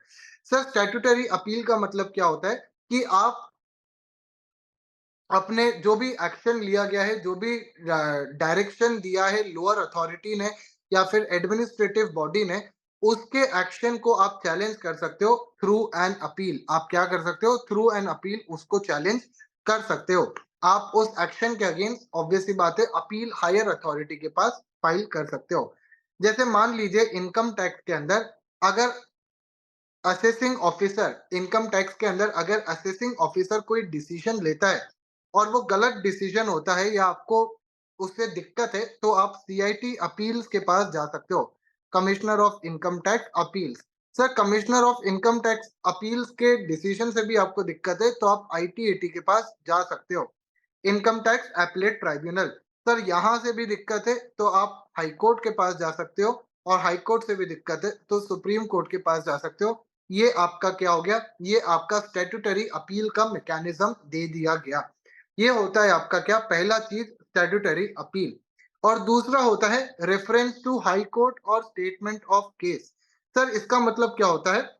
अगर कोई भी लोअर अथॉरिटी कभी कोई डिसीजन नहीं ले पा रही है, या वो समझ नहीं पा रही है कि उसको क्या करना चाहिए, तो वो अपने केस को ऊपर वाले अथॉरिटी को रिफर कर देगी और बोल देगी कि भैया तुम देख लो, मेरे को तो समझ नहीं आ रहा, तुम मेरे को समझा दो क्या डिसीजन लेना है, मैं उस बेसिस पे ले लूंगी। तो भाई ये कौन कहता है? लोअर अथॉरिटी हाई कोर्ट के पास जाता है। जब हम सीपीसी की वीडियो देखेंगे, जब हम सीपीसी पढ़ेंगे, तो सीपीसी के अंदर आप देखेंगे कि 3 तरीके का इसके अंदर पावर होता है, review, revision and reference. Reference का मतलब वहां पे भी यही होता है कि अगर सिविल कोर्ट कोई भी डिसीजन लेने में अपने आप को इनकेपेबल मान रहा है, या सेशंस कोर्ट अपने आप को, वहां पे तो सिविल ही होगा, सॉरी। तो अगर कोई भी सिविल कोर्ट अपने डिसीजंस को लेने में इनकेपेबल मान रहा है, तो वो अपने उस केस को हाई कोर्ट के पास रेफर कर देगा, और हाई कोर्ट को बोलेगा कि प्लीज आप इस पे डिसीजन ले लीजिए, हम इस पे समझ नहीं पा रहे हैं। ये आपका क्या होता है? ये क्या होता है आपका? रेफरेंस टू हाई कोर्ट और स्टेटमेंट ऑफ केस। क्या होता है बच्चों ये? रेफरेंस टू हाई कोर्ट और स्टेटमेंट ऑफ केस। ये होता है आपकी दो चीजें, statutory appeal and reference to high court और स्टेटमेंट ऑफ केस। ये आता है आपका स्टैट्यूटरी जुडिशियल रिव्यू के अंदर। और फिर आता है आपका फाइनली ऑर्डिनरी या फिर इक्विटेबल। इसका मतलब होता है कि जस्टिस या फिर जुडिशरी अपने बेसिस पे सिचुएशन को देख के फेयरनेस, इक्वालिटी, जस्टिस के बेसिस पे डिसीजन दे सकती है। यानी कुछ स्पेशल सिचुएशंस में, कुछ स्पेशल केसेस में वो कुछ एक्सेप्शंस भी ड्रॉ कर सकती है। कुछ ऑर्डिनरी सिचुएशन में वो आपको रिलीफ देने से मना भी कर सकती है। जैसे अगर उसको लग रहा है कि सर ये एकदम स्पेशल सिचुएशन है, अगर इसके अंदर हमने स्पेशल रिलीफ वगैरह नहीं दिया, तो ऐसे में बहुत ज्यादा दिक्कत हो सकती है। ऐसे में इस व्यक्ति को प्रॉब्लम जा सकती है, जो भी अग्रीव्ड व्यक्ति है उसको प्रॉब्लम जा सकती है। तो कोर्ट अपने पावर्स के बियॉन्ड जाके भी कोई जजमेंट दे सकता है। इसको हम लोग कहते हैं क्या? ऑर्डिनरी या फिर इक्विटेबल जुडिशियल रिव्यू। सर इसके अंदर कुछ चीजें आती हैं, जैसे कि अगर हम लोग बात करें तो इंजंक्शन या फिर स्टे, उसके बाद declaratory action, action for damages, ये सारी चीजें आती है। आओ एक एक करके पढ़ते हैं। सर इंजंक्शन या फिर स्टे का मतलब क्या होता है? सर इंजंक्शन या फिर स्टे का मतलब होता है रुक जाओ, थम जाओ, थम जाओ, थांबा तुम्ही, यानी अभी रुको 2 मिनट। अभी हम एकदम से कोई भी तुम्हारे एक्शन को ना तो अप्रूव कर रहे हैं, ना तो डिसअप्रूव कर रहे हैं, पर तुम ए अथॉरिटी, तू अभी कोई एक्शन नहीं लेगा, तू कोई भी रिकवरी या फिर तू कोई भी पनिशमेंट इंपोज नहीं करेगा। उसको हम लोग कहते हैं स्टे, कि जहां हो वहीं रुक जाओ, उसके आगे हम तुम्हें बढ़ने नहीं देंगे। ये होता है हमारा क्या? इंजंक्शन या फिर स्टे। सर इंजंक्शन या फिर स्टे कितने तरीके का होता है? ये 3 तरीके का होता है, मैंडेटरी इंजंक्शन, परपेचुअल इंजंक्शन या फिर टेम्पररी इंजंक्शन। मेरे को क्यों याद आ रहा है एक और होता है, इन्होंने लिखा नहीं है क्या?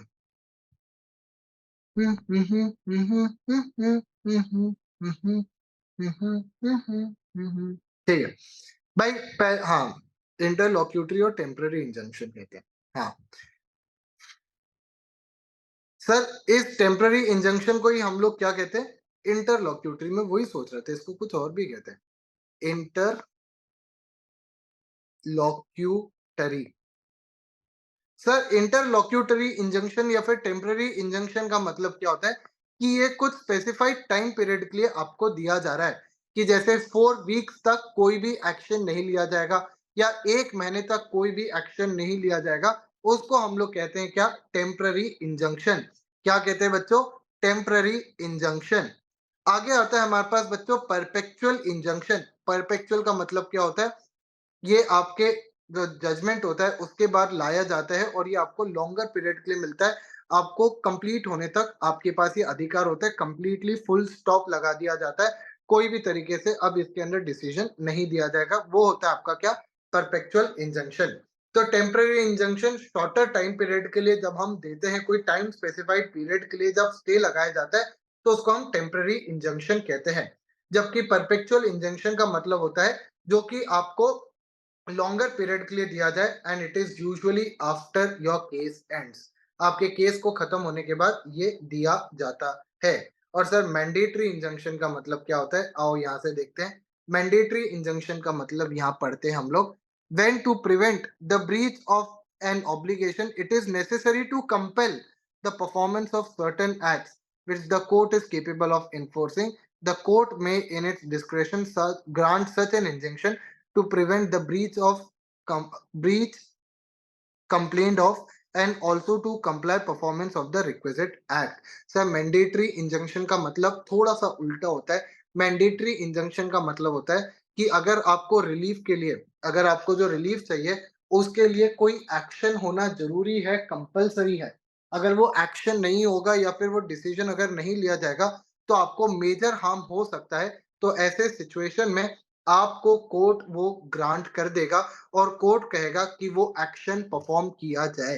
फॉर एग्जाम्पल, सर मान लीजिए मेरे पास कुछ छोटा मोटा ही कैश था और वो पुलिस वालों ने जब्त कर लिया, तो कोर्ट पुलिस वालों को बोल सकती है कि भाई हम अभी कोई भी रिकवरी पे स्टे लगा रहे हैं, आप कोई भी पैसा जब्त नहीं करोगे, और तो और जो आपने अभी पैसा लिया ना, रिटर्न करो। ये होता है हमारा क्या, मैंडेटरी इंजंक्शन। क्या होता है बच्चों, मैंडेटरी इंजंक्शन, जहां पे आप स्टे तो लगा ही रहे हो, साथ ही साथ में कोई एक्शन परफॉर्म करने के लिए भी बोल रहे हो, उसको हम लोग कहते हैं क्या, मैंडेटरी इंजंक्शन। क्या कहते हैं बच्चों, मैंडेटरी इंजंक्शन। समझ में आया? आया ना, बोलो समझ में आया? यहाँ पे जो लिखा उस पे ध्यान मत देना। समझ में आया? क्या तुम लोग मेरे साथ में हो या नहीं हो?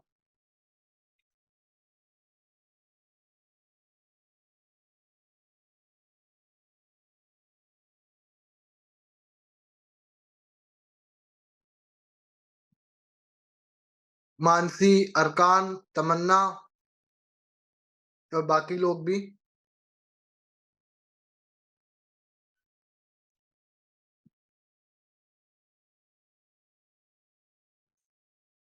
ठीक है सर। आगे आता है आपके पास, हमने इंजंक्शन वाला कॉन्सेप्ट समझा।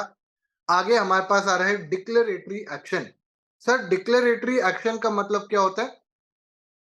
और तीसरा आ रहा है हमारे पास एक्शन फॉर डैमेजेस। आओ इधर से ही देख लेते हैं। सर डिक्लेरेटरी एक्शन का मतलब क्या होता है, आओ साथ में पढ़ते हैं। In some cases where wrong has been done to a person by an administrative act, declaratory judgment may be appropriate remedy. Declaration may be taken as a judicial order issued by the court declaring rights of the person without giving any further relief. Sir declaratory action के अंदर हम सिर्फ आपके अधिकार को state कर देंगे, हम सिर्फ आपके अधिकार को लिख देंगे, आपको कोई स्पेसिफिक हम लोग रिलीफ नहीं देंगे, बस आपके जो भी पावर्स है, आपका जो भी राइट है, उसको हम लिख देंगे कि yes the plaintiff had this right. ये आपका क्या हो जाएगा, डिक्लेरेटरी एक्शन। आपको कोई भी तरीके का स्पेशल या फिर कोई भी तरीके का स्पेसिफिक रिलीफ नहीं गिवन किया जाएगा, यहाँ पे नहीं दिया जाएगा। बस आपके राइट्स को स्टेट कर दिया जाएगा, आपको बस लिख दिया जाएगा कि ये आपके अधिकार है। और सर अगला आता है action for damages. Sir action for damages का मतलब क्या होता है, अगर कोई भी गवर्नमेंट सर्वेंट गलत काम करता है, कोई भी निग्लेक्टफुल एक्टिविटी करता है, कोई भी तरीके का अनलॉफुल एक्टिविटी करता है, तो ऐसे सिचुएशन में आप उस व्यक्ति से पैसा रिकवर कर सकते हो। क्या कर सकते हो, पैसा कंपनसेशन रिकवर कर सकते हो। जैसे सर एक एग्जांपल अगर हम लोग लें कि अगर किसी व्यक्ति को गलत तरीके से अरेस्ट कर लिया जाता है और 2 दिन अगर उसको जेल में बंद किया जाता है, तो ऐसे सिचुएशन में वो कोर्ट के पास जाके उस 2 दिन के लिए कंपनसेशन मांग सकता है कि मेरे को गलत तरीके से जेल के अंदर बंद कर दिया गया था और इसलिए आप मेरे को कंपनसेशन दिलवाओ, आप मेरे को कंपनसेशन दिलवाओ। ये क्या होता है हमारा एक्शन फॉर डैमेजेस। तो भाई स्पेशल या फिर जिसको हम कहते हैं ऑर्डिनरी या इक्विटेबल जुडिशियल रिव्यू, इसके अंदर आपकी 3 चीजें आ जाती है। पहला होता है इंजंक्शन, दूसरा होता है आपका डिक्लेरेटरी एक्शन और तीसरा होता है एक्शन फॉर डैमेजेस। क्या बात है? सर आगे आ रहा है एक काफी ज्यादा इंपॉर्टेंट टॉपिक जिसपे से डायरेक्ट क्वेश्चंस कई बार आते हैं, principle of natural justice. Sir principle of natural justice क्या बात करता है? Sir principle of natural justice क्या बात करता है, आओ देखते हैं। Sir principle of natural justice जो है वो हमारे संविधान से ही उठ के आया है, article number 14 and article number 21 basically यहीं से आया है। सॉरी आर्टिकल नंबर 14 से लेके आर्टिकल नंबर ये भी 32 तक होना चाहिए, इनफैक्ट 32 तक हमें कहीं ना कहीं प्रिंसिपल ऑफ नेचुरल जस्टिस के कॉन्सेप्ट देखने को मिलते हैं, क्योंकि इन हर आर्टिकल में कोई ना कोई इस तरीके की बात की गई है। जिसके अंदर अगर आपको याद हो तो हम लोग एक इंपॉर्टेंट चीज पढ़ते हैं, वो है आपका प्रिंसिपल ऑफ गोल्डन ट्रायंगल। ये जो समोसा बन रहा है ये समोसा नहीं है, ये आपका प्रिंसिपल ऑफ गोल्डन ट्रायंगल है, जिसके अंदर आर्टिकल 21 कहाँ गया? आर्टिकल नंबर 21, 19 एंड 14, ये 3 आर्टिकल्स आते हैं जो साथ में मिलके हमारा प्रिंसिपल ऑफ गोल्डन ट्रायंगल बनाते हैं। और यहीं से कहीं न कहीं हमारे प्रिंसिपल ऑफ नेचुरल जस्टिस आते हैं। पहला जो हमारे पास प्रिंसिपल आता है वो है रूल अगेंस्ट बायस, नेमो जुडिस इन क्वास सुआ। बहुत सारे जो इस तरीके के प्रिंसिपल्स है ना, please remember, directly Latin word के थ्रू भी आपके एग्जाम में पूछे जा सकते हैं। कि भाई वो आपको ये लैटिन लाइन दे देंगे और बोलेंगे कि right a short note on this principle, तो आपको ये लैटिन वाली जो लाइन है ना, ये भी याद करनी पड़ेगी।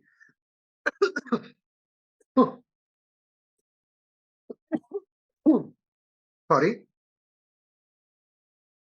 तो भाई पहला आता है हमारे पास रूल अगेंस्ट बायस, दूसरा आता है रूल ऑफ फेयर हियरिंग, जिसको हम लोग कहते हैं ऑडी अल्ट्रम पार्टम, और तीसरा हमारे पास आता है स्पीकिंग ऑर्डर। ये आपके किताब में डायरेक्टली उसके साथ ही ऐड किया गया है, पर ये थोड़ा सा अलग चलता है, स्पीकिंग ऑर्डर। तो भाई तीन चीजें आती है। पहला हम लोग समझते हैं रूल्स अगेंस्ट बायस। सर रूल अगेंस्ट बायस का मतलब क्या होता है? रूल अगेंस्ट बायस का मतलब होता है कि a person can not be a जज इन हिज ओन केस, यानी कोई व्यक्ति ही अपने ही मैटर में जज बन के नहीं खड़ा हो सकता।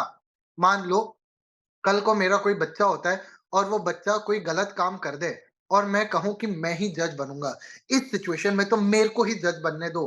भाई ऑब्वियस सी बात है कि मेरा दिमाग उसके अंदर प्रेजुडिस्ड होगा, बायस होगा, गलत तरीके से सोचेगा, अपने बच्चे को फेवर करने की बात करेगा।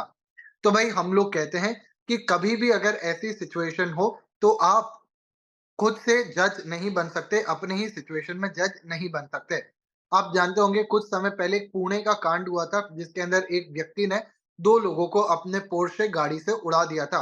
अगर उसके पिताजी कहने लगे कि नहीं, नहीं, इस मेरे बच्चे की हरकत के लिए मैं खुद ही जज बनूँगा, मैं ही फैसला दूँगा, तो ऑब्वियस सी बात है कि फिर तो भाई देश का हो गया निहाल, फिर तो काम ड बंटाधार हो जाएँगे। और इसलिए हम लोग कहते हैं कि कोई भी व्यक्ति अपने ही केस में जज नहीं बन सकता। One cannot decide his own case, या फिर इसी को हम लोग कहते हैं रूल अगेंस्ट बायस, नेमो जुडिस क्वास नॉन सुआ। सर आपके जो बायसनेस है वो किन किन कारणों से आ सकते हैं? तीन चार कारणों के कारण से आ सकते हैं।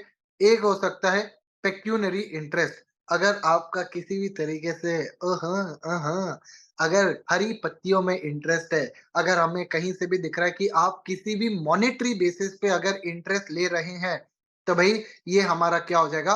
पेक्यूनरी इंटरेस्ट हो जाएगा और इसको हम अलाउ नहीं करेंगे। अगर कोई भी तरीके का फाइनेंशियल इंटरेस्ट जज का हमें देखने को मिल रहा है सिचुएशन में, तो उसको एक्सेप्ट नहीं किया जाएगा, उनको उस केस से हटा दिया जाएगा। अगला आता है पर्सनल बायस। कभी-कभी ऐसा भी होता है ना कि मैं किसी रिलेशनशिप के कारण से या किसी पर्टिकुलर व्यक्ति के साथ कोई संबंध के कारण से उस व्यक्ति की तरफ थोड़ा-सा भी बायस्ड हूँ। जैसे मान लो अगर मेरा कोई साला हो, मेरी शादी हो और उसका भाई हो, यानी मेरी वाइफ का भाई हो, वो किसी इवेंट में इन्वॉल्व्ड हो और मैं कहूँ कि इसका केस तो मैं ही सुनूँगा। सर ऑब्वियस सी बात है वो व्यक्ति मेरे से रिलेटेड है, मेरे घर के ही सदस्य के बराबर का है, तो भाई ऐसे सिचुएशन में हम उसके लिए अलाउ नहीं कर सकते, आपका पर्सनल बायस माना जाएगा। और सर लास्ट चीज आती है इसके अंदर सब्जेक्ट मैटर बायस। हम लोग कहते हैं कि अगर जो जज है वो डायरेक्टली या फिर इनडायरेक्टली किसी भी तरीके से अगर मैटर के अंदर इन्वॉल्व है, अगर वो किसी भी तरीके से थोड़ा सा भी अगर किसी भी पार्टी की तरफ टिल्टेड है, तो ऐसे सिचुएशन में भी उसको हम लोग अलाउ नहीं करेंगे, हम उसको जजमेंट देने के लिए अलाउ नहीं करेंगे। तो ये क्या होता है हमारा सब्जेक्ट मैटर बायस। क्या होता है बच्चों? सब्जेक्ट मैटर बायस। तो सब्जेक्ट मैटर बायस बड़े ही क्लियर बेसिस पे ये चीज कह देता है कि आपको हम बिल्कुल भी अलाउ नहीं करेंगे। अगर कल को किसी भी तरीके से हमें दिखता है कि आप किसी मैटर में जरा से भी अगर इंक्लाइंड है या आपका बायसनेस है, तो हम आपको अलाउ नहीं करेंगे। अगली चीज आती है हमारे पास rule of fair hearing. Sir rule of fair hearing या फिर ऑडी अल्ट्रम पार्टम का मतलब क्या होता है? रूल ऑफ फेयर हियरिंग या फिर ऑडी अल्ट्रम पार्टम का मतलब होता है कि आपको जजमेंट तभी पास करना है जब आप सामने दोनों पार्टीज को सुन ले। जज का ये काम बनता है कि वो दोनों पार्टीज को सुन के ही जजमेंट पास करे। अगर सिर्फ एक ही व्यक्ति की सुनवाई करके जजमेंट पास कर दिया जाएगा तो वो गलत होगा। कई बार ऐसा होता है हम लोग एक तरफ की स्टोरी सुनते हैं और हम लोग ना उस पे हो जाते कि नहीं यार, उसने गलत किया, बिल्कुल गलत किया। पर जैसे ही हम दूसरे साइड ऑफ द स्टोरी सुनते हैं, जैसे ही हम second side of the story सुनते हैं, हमें समझ आ जाता है कि ओहो! हमें तो पहली बार में गलत बताया गया था। बिल्कुल झूठ-झूठ हमारे दिमाग में फीड किया गया था और इसलिए हम लोग कहते हैं बच्चों, अपॉर्च्युनिटी ऑफ फेयर हियरिंग बहुत ज़्यादा ज़रूरी होती है। आपको अपॉर्च्युनिटी देना पड़ेगा, सुनने का मौका दोनों पार्टीज़ को देना पड़ेगा। यही क्या कहलाता है हमारा रूल ऑफ फेयर हियरिंग या फिर अपॉर्च्युनिटी ऑफ बीइंग हर्ड या फिर लैटिन में ऑडी अल्ट्रम पार्टम। सर इसके अंदर 3-4 चीज़ें आती है। पहला क्या आता है? Right to notice. ये इन्होंने गलत लिखा हुआ है कि भई आपको नोटिस मिलना चाहिए, राइट टू नोटिस होना चाहिए।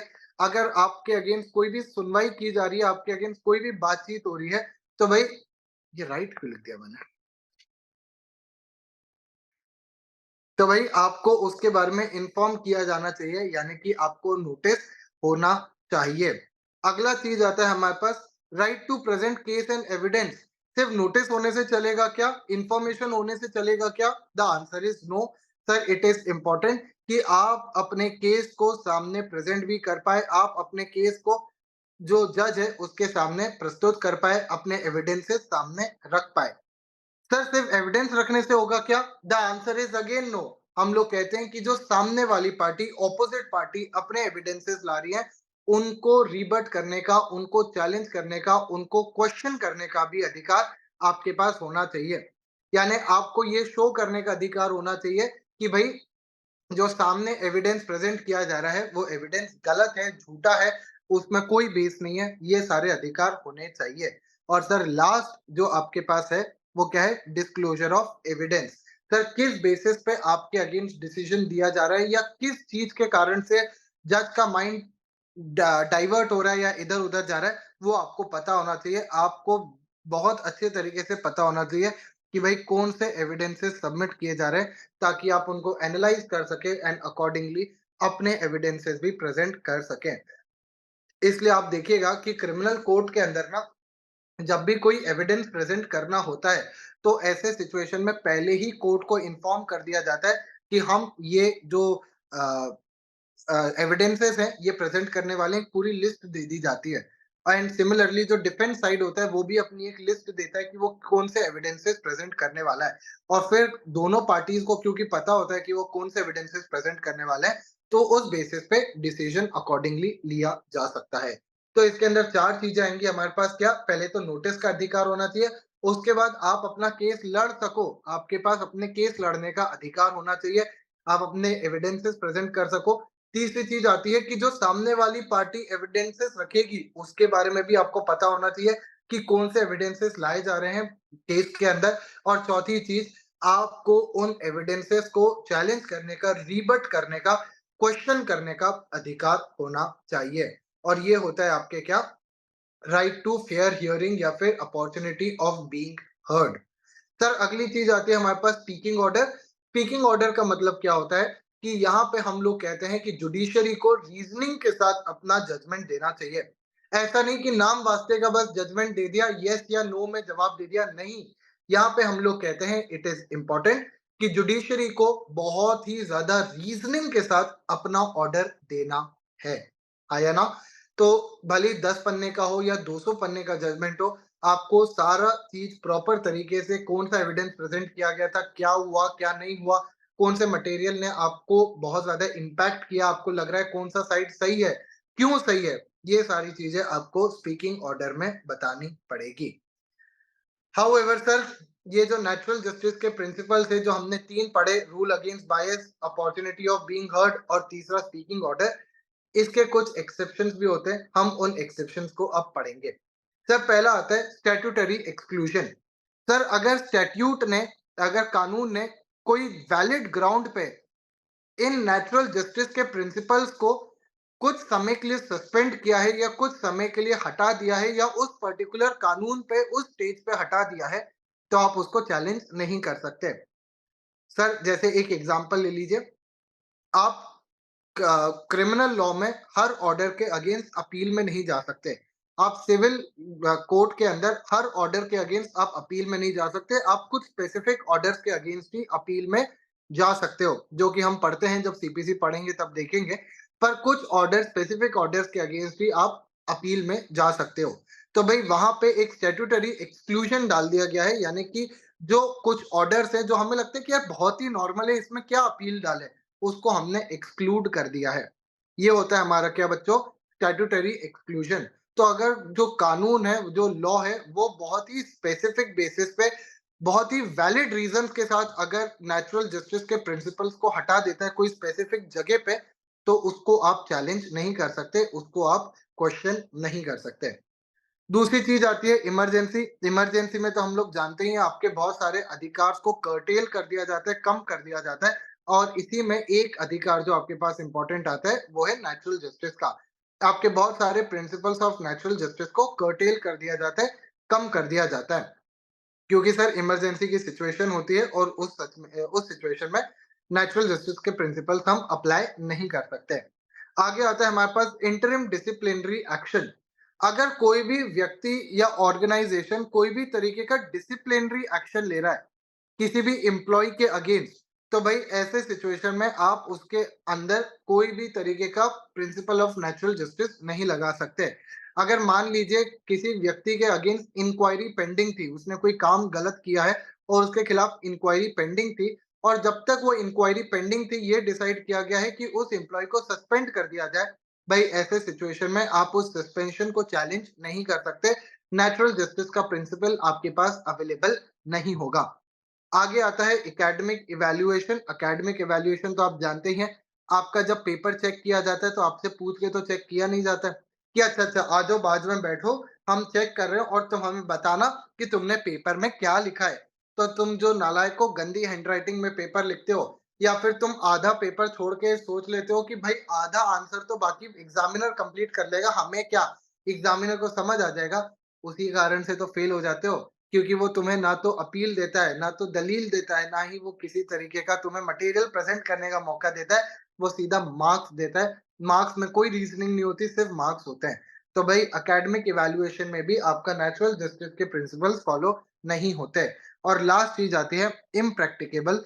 अगर कोई ऐसा सिचुएशन है, जिसके अंदर नेचुरल जस्टिस का प्रिंसिपल लगाना इम्प्रैक्टिकल है, यानी कोई सर-पैर की ही बात नहीं है, तो भाई उस केस में भी आपका नेचुरल जस्टिस का प्रिंसिपल नहीं लगेगा।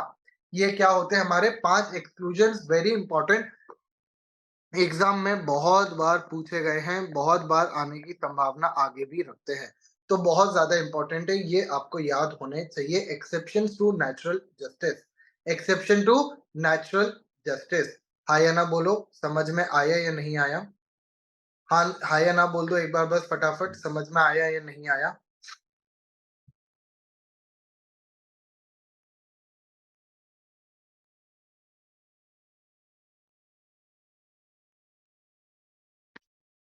ठीक है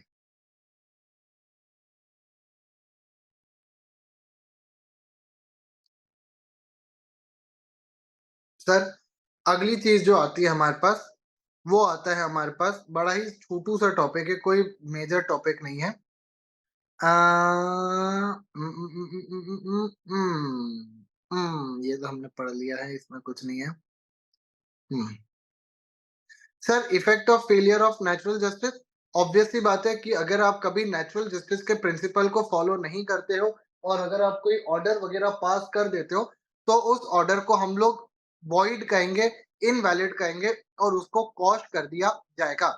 जैसे मान लीजिए, अगर कोई पुलिस ऑफिसर आपको अरेस्ट कर लेता है, और आप उससे पूछते हो कि सर अरेस्ट क्यों कर रहे हो, मेरे को बताओ तो सही, और वो कहते हैं मैं कुछ नहीं बता रहा, चल जेल के अंदर चल, पीसीआर के अंदर बैठ, तेरे को जेल लेके चलते हैं, सर कुछ भी नहीं बता रहा, ये नेचुरल जस्टिस के वायलेशन है, और ऐसे सिचुएशन में हम आपको अलाउ नहीं करेंगे, ये आपका जो अरेस्ट है उसको इलीगल ठहरा दिया जाएगा। एक एग्जांपल और लो सर, लड़की ने लड़के के ऊपर रेप का केस लगा दिया। लड़की ने लड़के को कहा कि इसी ने, जज साहब इसी लड़के ने मेरे ऊपर रेप किया। लड़का कह रहा है मेरी बात तो सुन लो, जज कह रहा है नहीं, हमने लड़की की बात सुन ली ना, लड़की सच कह रही है, तू झूठा है, तूने रेप किया होगा। सर सुन तो लो, हम नहीं सुनेंगे, कोई सुनने सुनाने की बात ही नहीं बची है, तूने रेप किया होगा। सर ये भी गलत होगा, भले ही रेप जैसा घिनौना क्यों ना क्राइम हो, भले ही लड़की सच क्यों ना बोल रही हो, आपको तब भी अक्यूज को सुनने का मौका देना पड़ेगा। You will have to provide him or her opportunity of being heard. आप ऐसा नहीं कर सकते कि सिर्फ लड़की के सुनने पे आप जजमेंट पास कर दो, ये बिल्कुल भी अलाउड नहीं होगा। तो सर अगर ऐसा कोई भी ऑर्डर पास किया जाता है तो उसको हम लोग नल एंड वॉइड डिक्लेयर करा देंगे। आगे कॉन्सेप्ट आता है सर हमारे पास, छोटू सा है, इसमें कुछ अब खास बचा नहीं है, अब ये चैप्टर खत्म होने लगा है। आओ, liability of government and public corporation. Sir government की कई जगहों पे लाइबिलिटी अराइज होती है, बहुत ही अलग अलग बेसिस पे लाइबिलिटी होती है। कुछ क्वाजी कॉन्ट्रेक्चुअल लाइबिलिटीज भी होती है और कुछ टॉर्टियस लाइबिलिटी भी होती है, जिसके कारण से उनके ऊपर डैमेजेस भी लग सकता है, उनसे कहा जा सकता है कि पैसा पे करो। ये सारी सिचुएशंस हम लोग यहाँ पे अभी देखेंगे। सर क्या-क्या तरीके का इसके अंदर केस बन सकता है, क्या सिचुएशंस आती है, वो सारी चीज़ें इसके अंदर आएगी। इसके अंदर और भी कुछ लिखा होना चाहिए। चलो ठीक है, नहीं लिखा तो क्या करें, देखते हैं। पर सर हम लोग आओ एक-एक करके पढ़ते हैं। Liability of the government public corporation. Sir हम लोग जानते हैं कि सरकार कई एक्टिविटीज़ के लिए रिस्पॉन्सिबल होती है। जो पब्लिक कॉर्पोरेशन होता है या फिर जो गवर्नमेंट होता है, वो कोई भी तरीके के कॉन्ट्रैक्ट के अंदर एंटर इनटू कर सकता है in the name of president या फिर गवर्नर। अगर मान लीजिए आज की डेट में सरकार को कोई भी जमीन खरीदनी है, तो वो अपने नाम पे नहीं खरीदेगी, it will be bought in the name of governor या फिर प्रेसिडेंट। ये कहाँ लिखा है? ये लिखा है आपके article number 299 of constitution of India. ये जो आर्टिकल है ये अलाउ करता है कि हाँ भैया, जो गवर्नमेंट है वो किसी भी तरीके के कॉन्ट्रैक्ट में एंटर इनटू कर सकती है in the name of the president या फिर गवर्नर। आज की डेट में अगर कोई भी टेंडर वगैरह भी दिया जाता है, कोई भी परमिशन वगैरह भी दी जाती है, तो वो भी आपके प्रेसिडेंट या फिर गवर्नर के नाम पे ही दी जाती है। तो भाई ये वाली चीज यहाँ पे देखने को मिलती है। सर आगे क्या कहा जा रहा है, पर क्योंकि प्रेसिडेंट और गवर्नर के नाम पे कॉन्ट्रैक्ट हो रहा है, इसका मतलब ये नहीं कि प्रेसिडेंट या फिर गवर्नमेंट पर्सनली उसके लिए रिस्पॉन्सिबल हो जाएंगे। ऐसा बिल्कुल भी नहीं है। रिस्पॉन्सिबल तो आपकी कौन रहेगी? गवर्नमेंट या फिर जो भी पब्लिक सर्वेंट है, जिसको उसका इंचार्ज दिया गया है, जिसको उसका काम दिया गया है, वो व्यक्ति उसके लिए रिस्पॉन्सिबल हो जाएगा। ठीक है सर। और ऐसे सिचुएशन में अगर सेक्शन 69 के अंदर कोई भी तरीका, सॉरी 65 के अंदर, कैसा क्या हो गया मेरे दिमाग को, अगर सेक्शन 65 के अंदर कोई भी अ, अ, अगर कोई भी कॉन्ट्रैक्ट वॉइड डिक्लेयर होता है, तो भाई वो आपके गवर्नमेंट कॉन्ट्रैक्ट के ऊपर भी लगेगा। गवर्नमेंट कॉन्ट्रैक्ट को भी वॉइड डिक्लेयर कराया जा सकता है और ऐसे सिचुएशन में गवर्नमेंट को डैमेजेस वगैरह या जो भी चीज होगी वो पे करना पड़ेगा। आओ देखें इसके अंदर क्या लिखा है। यहाँ पे हमने शॉर्ट में चीजें लिखी हुई है, कॉन्सेप्चुअल बेसिस पे चीजें लिखी हुई है, ताकि आप अगर अपने एग्जाम में इस लैंग्वेज को भी लिख के आते हो तो भी बिल्कुल चलेगा, कोई दिक्कत नहीं है, आपको पूरे पूरे मार्क्स दिए जाएंगे। सर क्या लिखा है? The liability of the government and public corporation are contractual और टोटियस। इसके अंदर दो तरीके की लाइबिलिटी होती है, एक होती है जो आपके कॉन्ट्रैक्ट से अराइज होती है और दूसरी जो आपके लॉ ऑफ टॉर्ट से अराइज होती है। I am sure law of torts तो आप पढ़ ही रहे होंगे। सर आगे क्या कह रहा है? Under article 229 299 sorry of constitution, a person is allowed to enter into a contract with the government. Further, government is allowed to own land property in the name of president or governor. If the government fails to comply with its contractual obligation, then the same is considered as a breach of contract under the Indian Contract Act, and accordingly the aggrieved party becomes eligible for damages under section 65 of Indian Contract Act. सही बात है sir, अगर आप contract करोगे और अगर सरकार उसका ब्रीच करती है तो आपको पैसा मिलना ही चाहिए विदाउट एनी डाउट, ये बात तो सच है। ठीक है सर। आगे क्या कह रहे हैं सर, आगे पढ़ते हैं। Therefore, a contract entered into with the government is treated as a pure commercial contract against which relief under Indian Contract Act can be taken. आप इसके अंदर इंडियन कॉन्ट्रैक्ट एक्ट के अंदर रिलीफ ले सकते हो। इसको हम प्रॉपर कमर्शियल कॉन्ट्रैक्ट की तरह ही ट्रीट करेंगे। Also, to enforce the contract obligation of the government, a person may file the writ of mandamus as held in the case of Gujarat State Financial Corporation versus Lotus Hotels. Sir इस case के अंदर क्या बोला गया था? अगर आप सरकार के कोई डिसीजन को चैलेंज करना चाहते हो या उनके कॉन्ट्रैक्चुअल ऑब्लिगेशन को चैलेंज करना चाहते हो, तो आप मैंडेमस की रिट भी फाइल कर सकते हो बिफोर द हाई कोर्ट या फिर सुप्रीम कोर्ट। और ये कौन से केस में बोला गया था? Gujarat state financial corporation versus lotus hotels के अंदर बोला गया था। सर एक बार वापस से रिपीट करा दो, आपने क्या बोला? वैसे तो हम इसको वापस से बैक करके देख सकते हैं, पर आप बोल दो सर एक बार ताकि हमें याद हो जाए। हमने देखा कि सर जो गवर्नमेंट है वो कॉन्ट्रैक्ट के अंदर एंटर इनटू कर सकती है, और अगर वो कॉन्ट्रैक्ट को ब्रीच करती है तो ऐसे सिचुएशन में it will be considered as a violation of a contract, और उसको हम लोग सेक्शन 65 के अंदर चैलेंज कर सकते हैं, यानी क्योंकि वो violation of contract under section 65 माना जाएगा। साथ ही साथ में सर जो गवर्नमेंट है वो प्रेसिडेंट या फिर गवर्नर के नाम पे कोई भी प्रॉपर्टी वगैरह भी ओन कर सकती है। However that does not mean, उसका मतलब ये नहीं है कि आपकी जो गवर्नर या फिर प्रेसिडेंट है वो पर्सनली लाइबल हो जाएंगे, वो पर्सनली लाइबल नहीं होंगे। आगे सर हम ये भी देख पा रहे हैं कि आप कॉन्ट्रेक्चुअल ऑब्लिगेशंस को चैलेंज करने के लिए हाई कोर्ट या फिर सुप्रीम कोर्ट के पास मैंडेमस की रिट भी लगा सकते हो। ये कौन से केस में बोला गया है? ये बोला गया आपके Gujarat state financial corporation versus lotus hotels के केस के अंदर। बल्ले बल्ले शावा शावा, बल्ले बल्ले शावा शावा। यहाँ पे आपके सामने बहुत सारे केसेस भी आपको देखने को मिल रहे हैं। हमने एक केस देख लिया है जो कि इम्पोर्टेंट केस था, बाकी तो ठीक है।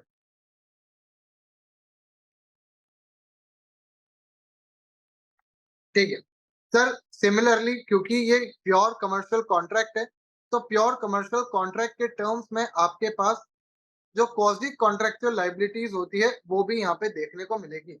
Sir section 70 of Indian contract act क्या बात करता है कि अगर कोई व्यक्ति कोई भी तरीके का काम परफॉर्म कर रहा है, कोई भी अगर एक्टिविटी परफॉर्म कर रहा है, तो उसके लिए उसको कंपनसेशन मिलना चाहिए, उसका जो भी ड्यू बनता है वो उसको मिलना चाहिए। तो यहाँ पे भी अगर आप सरकार के लिए कोई काम कर देते हैं और सरकार बाद में आपको पैसा देने से मना कर देती है, तो आप उसको चैलेंज कर सकते हैं under section 70 of Indian contract act, क्योंकि वो आपका क्वाजी कॉन्ट्रैक्चुअल लाइबिलिटी के अंदर बन जाएगा। अगला केस आता है हमारे पास, या अगला टॉपिक आता है इसके अंदर हमारा suit against state in taught. Taught का मतलब तो आप जानते ही होंगे, टॉट का मतलब क्या होता है? अगर आपको याद हो तो टॉट की डेफिनेशन हम लोग section 2M of limitation act के अंदर पढ़ते हैं, that it is a civil that it is a civil action या फिर civil when there is a breach of civil right of any individual excluding breach of contract and breach of trust, कि भाई आपके breach of trust या फिर breach of contract को छोड़ के जो बाकी आपके civil actions या civil consequences को result करने वाले actions है, अगर वो सारी चीजों के अंदर आता है तो उसको हम लोग टॉट का मतलब कहते हैं, उसको हम टॉट कहते हैं।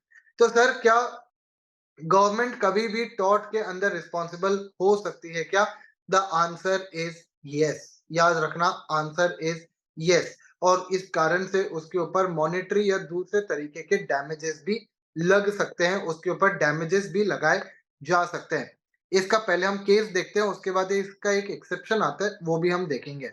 सर इसका केस आता है पहले तो Rudra Singh versus state of Bihar.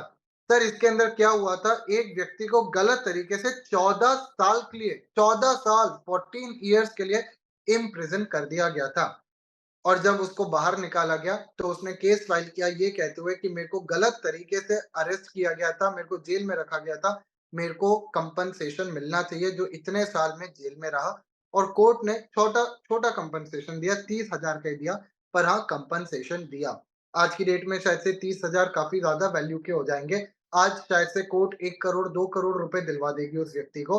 पर हाँ इस तरीके से आपके ऊपर टॉर्ट के केस में स्टेट के ऊपर रिस्पॉन्सिबिलिटी लगाई जा सकती है।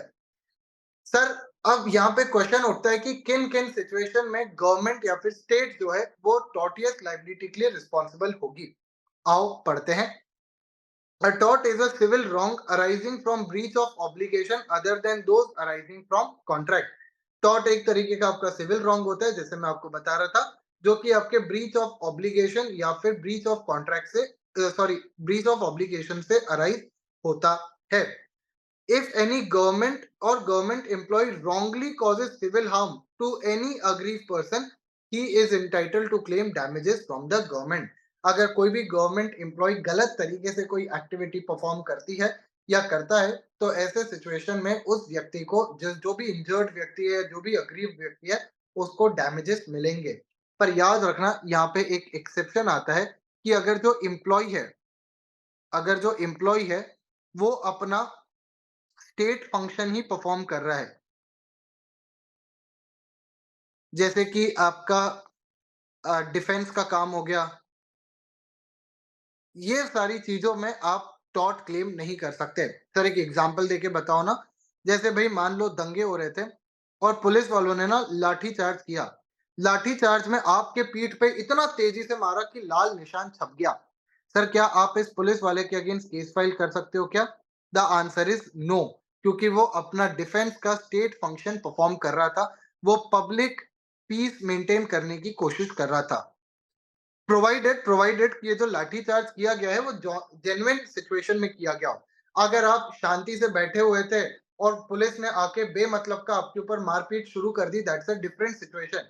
पर अगर आप हुड़दंग मचा रहे थे, बहुत ही अजीबो गरीब एक्टिविटीज कर रहे थे, तोड़ा फोड़ कर रहे थे, तो ऐसे सिचुएशन में अगर पुलिस आपके ऊपर लाठीचार्ज करती है, तो आप उसके अगेंस्ट टॉर्ट का केस फाइल नहीं कर सकते, आप कंपनसेशन नहीं मांग सकते, क्योंकि वो जो व्यक्ति था, जो गवर्नमेंट ऑफिशियल था, वो अपना स्टैट्यूटरी फंक्शन निभा रहा था, वो अपना काम कर रहा था।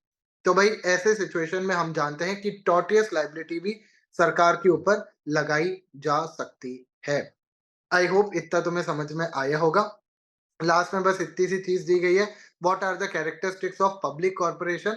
सर पब्लिक कॉर्पोरेशन अगर तुम्हें मालूम हो तो एक बहुत ही ज्यादा इंपॉर्टेंट जजमेंट है, अजय हासिया वर्सेस खालिद मुजीब। अजय हासिया वर्सेस खालिद मुजीब, जिसके अंदर क्वेश्चन उठा था कि सर स्टेट की डेफिनेशन के अंदर कब हम कहेंगे कि कोई कंपनी स्टेट है, या कब हम कह सकते हैं कि कोई पब्लिक कॉर्पोरेशन स्टेट है। वो सारी चीजें आपकी यहाँ पे आपको देखने को मिलती है। सर पब्लिक कॉर्पोरेशंस के क्या क्या एग्जांपल हो सकते हैं, जैसे स्टेट बैंक ऑफ इंडिया हो गया, ओएनजीसी हो गया, भारत पेट्रोलियम हो गया, ये आपके पब्लिक कॉर्पोरेशन के अंदर आ सकते हैं। या अगर आप एग्जांपल ले ले DMRC, DMRC means Delhi metro rail corporation. या फिर अगर हम लोग दिल्ली में ही बैठे हैं तो दिल्ली के अंदर जो दिल्ली ट्रांसपोर्ट आता है, ये सारी डीटीडीसी की बसेस होती है, डीटीडीसी की बसेस होती हैं, ये सारी आपकी क्या होती है, पब्लिक कॉर्पोरेशन होती है। सर क्या कैरेक्टरिस्टिक्स दिया गया है पब्लिक कॉर्पोरेशन को? पहला, अगर वो कोई स्पेशल स्टैट्यूटरी लॉ के अंदर फॉर्म किए जा रहे हैं, अगर कोई स्पेशल कानून के थ्रू किसी अथॉरिटी को फॉर्म किया जा रहा है या किसी कॉर्पोरेशन को बनाया जा रहा है, तो उसको हम लोग पब्लिक कॉर्पोरेशन के अंदर गिनेंगे। दूसरी चीज, they are separate from the government and have separate legal entity. Obvious सी बात है कि उनकी आइडेंटिटी अलग होती है, सरकार से वो थोड़े से अलग होते हैं। हम लोग यहाँ पे अगर एग्जांपल ले डीएमआरसी का ही, दिल्ली मेट्रो रेल कॉर्पोरेशन, तो आप ज्यादा अच्छे से समझ पाएंगे कि सर ये एक स्टैट्यूटरी बॉडी है, ये एक स्पेशल कानून के थ्रू बनाई गई है, और ये भारत सरकार और आपकी दिल्ली सरकार से अलग है। ये दोनों का इनमें कंट्रोल जरूर है, पर ये अलग है एंटिटी। आगे बात क्या करें, they are autonomous bodies. Obvious सी बात है सर, मेट्रो कब चलेगी नहीं चलेगी, सर मेट्रो में क्या क्या होगा नहीं होगा, क्या फैसिलिटीज प्रोवाइड की जाएगी, स्टेशन कैसे रेगुलेटेड होंगे, ये सारा ये डिसीजन खुद ही लेते हैं। डीएमआरसी खुद ही सब कुछ डिसाइड करती है, इसमें गवर्नमेंट का इंटरफेरेंस नहीं होता। तो ये हमारा क्या कहलाता है, ऑटोनॉमस बॉडी। तो डेफिनेट सी बात है कि डीएमआरसी एक ऑटोनॉमस बॉडी है। They are manage by board of directors. Obvious सी बात है सर, आपका कॉर्पोरेशन अगर है तो corporation should be manage by a board of directors. उन वो बोर्ड ऑफ डायरेक्टर्स के थ्रू ही चलना चाहिए। डीएमआरसी के अंदर भी बोर्ड ऑफ डायरेक्टर्स होते हैं, उसके अंदर आईएएस ऑफिसर्स और जो गवर्नमेंट ऑफिशियल्स होते हैं उनको बिठाया जाता है, कुछ एक्सपर्ट्स को भी बिठाया जाता है, पर सारे जो डिसीजंस लिए जाते हैं वो बोर्ड ऑफ डायरेक्टर्स के थ्रू ही लिए जाते हैं। आगे, they are financially self sufficient, however if they ever face problem government provides them financial help. वैसे तो ये खुद से खुद का फाइनेंशियल जो पैसा वगैरह जनरेट करना होता है वो करते हैं, पर अगर कभी इनको ज़रूरत पड़ती है तो गवर्नमेंट इनको पैसा भी दे देती है, कोई दिक्कत उसमें नहीं रहती। और सर लास्ट पॉइंट क्या कह रहे हैं कि सर यहाँ पे एम्प्लॉइज़ इनकी पर्सनल रिक्वायरमेंट्स के हिसाब से हायर किए जाते हैं। ये सरकारी अफ़सर नहीं कहलाएँगे, ये डीएमआरसी के एम्प्लॉइज़ कहलाएँगे। हम इनको कहेंगे कि ये डीएमआरसी में काम करते हैं। हम ये नहीं कह सकते कि ये सरकारी एम्प्लॉइज़ हैं। तो ये जो एम्प्लॉइज़ होते हैं, थोड़े से अलग काउंट किए जाएँगे। तो अगर आपको ये 6 फीचर्स देखने को मिलेंगे, तो हम कह सकते हैं कि वो बॉडी आपका पब्लिक कॉर्पोरेशन है एंड अजय हाशिया वर्सेस खालिद मुजीब के हिसाब से वो स्टेट भी बन जाएगा। स्टेट बनने का मतलब क्या होता है? आर्टिकल 12 के अंदर वो चला जाएगा। तो भाई ये वाली चीज़ इसके अंदर आती है। आई होप आपको यहाँ तक समझ में आया होगा। ये जो पूरा चैप्टर है समझ में आया होगा। अब हम कुछ इम्पोर्टेंट इसके अंदर के केसेस देख लेते हैं क्योंकि इसके अंदर के केसेस भी थोड़े इम्पोर्टेंट है। वैसे आई वुड रिकमेंड जो भी बच्चा इसको देख रहा है उसको मैं रिकमेंड करूँगा कि आप प्लीज़ कोशिश कीजिएगा कि सारे केसेस को एक बार पढ़ के जाएँ। क्योंकि अगर उनको कोई भी तरीके का आपसे कोई भी तरीके का अगर घुमावदार क्वेश्चन पूछना है या फिर कोई भी तरीके का केस स्टडी बेस्ड क्वेश्चन पूछना है, तो that will come from your case laws only जो यहाँ पे अलग-अलग आपको केस लॉ देखने को मिल रहे हैं, वही होगा।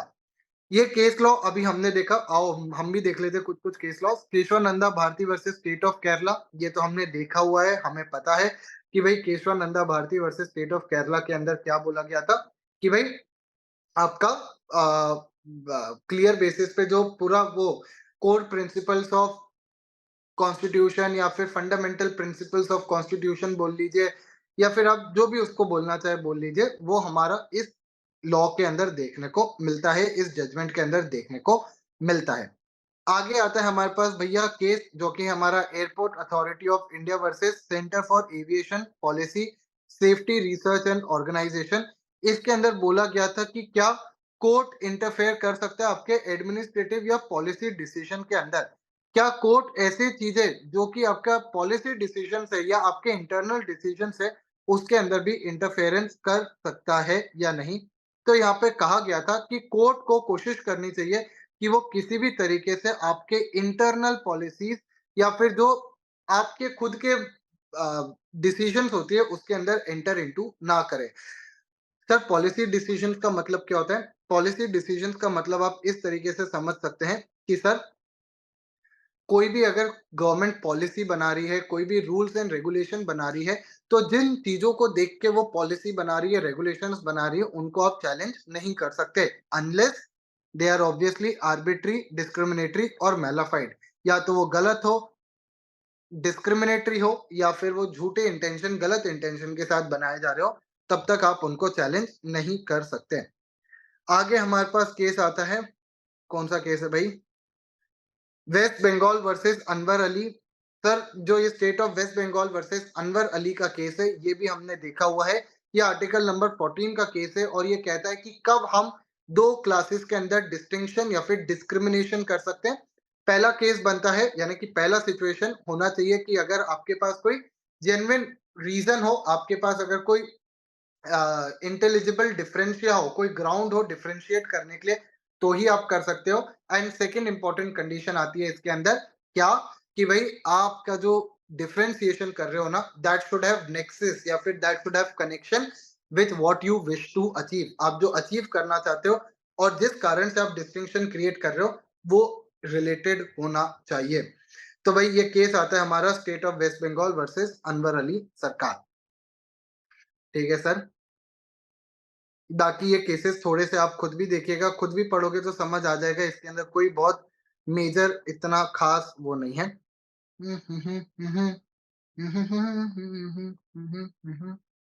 ये हमने देख ही लिए सारे केसेस।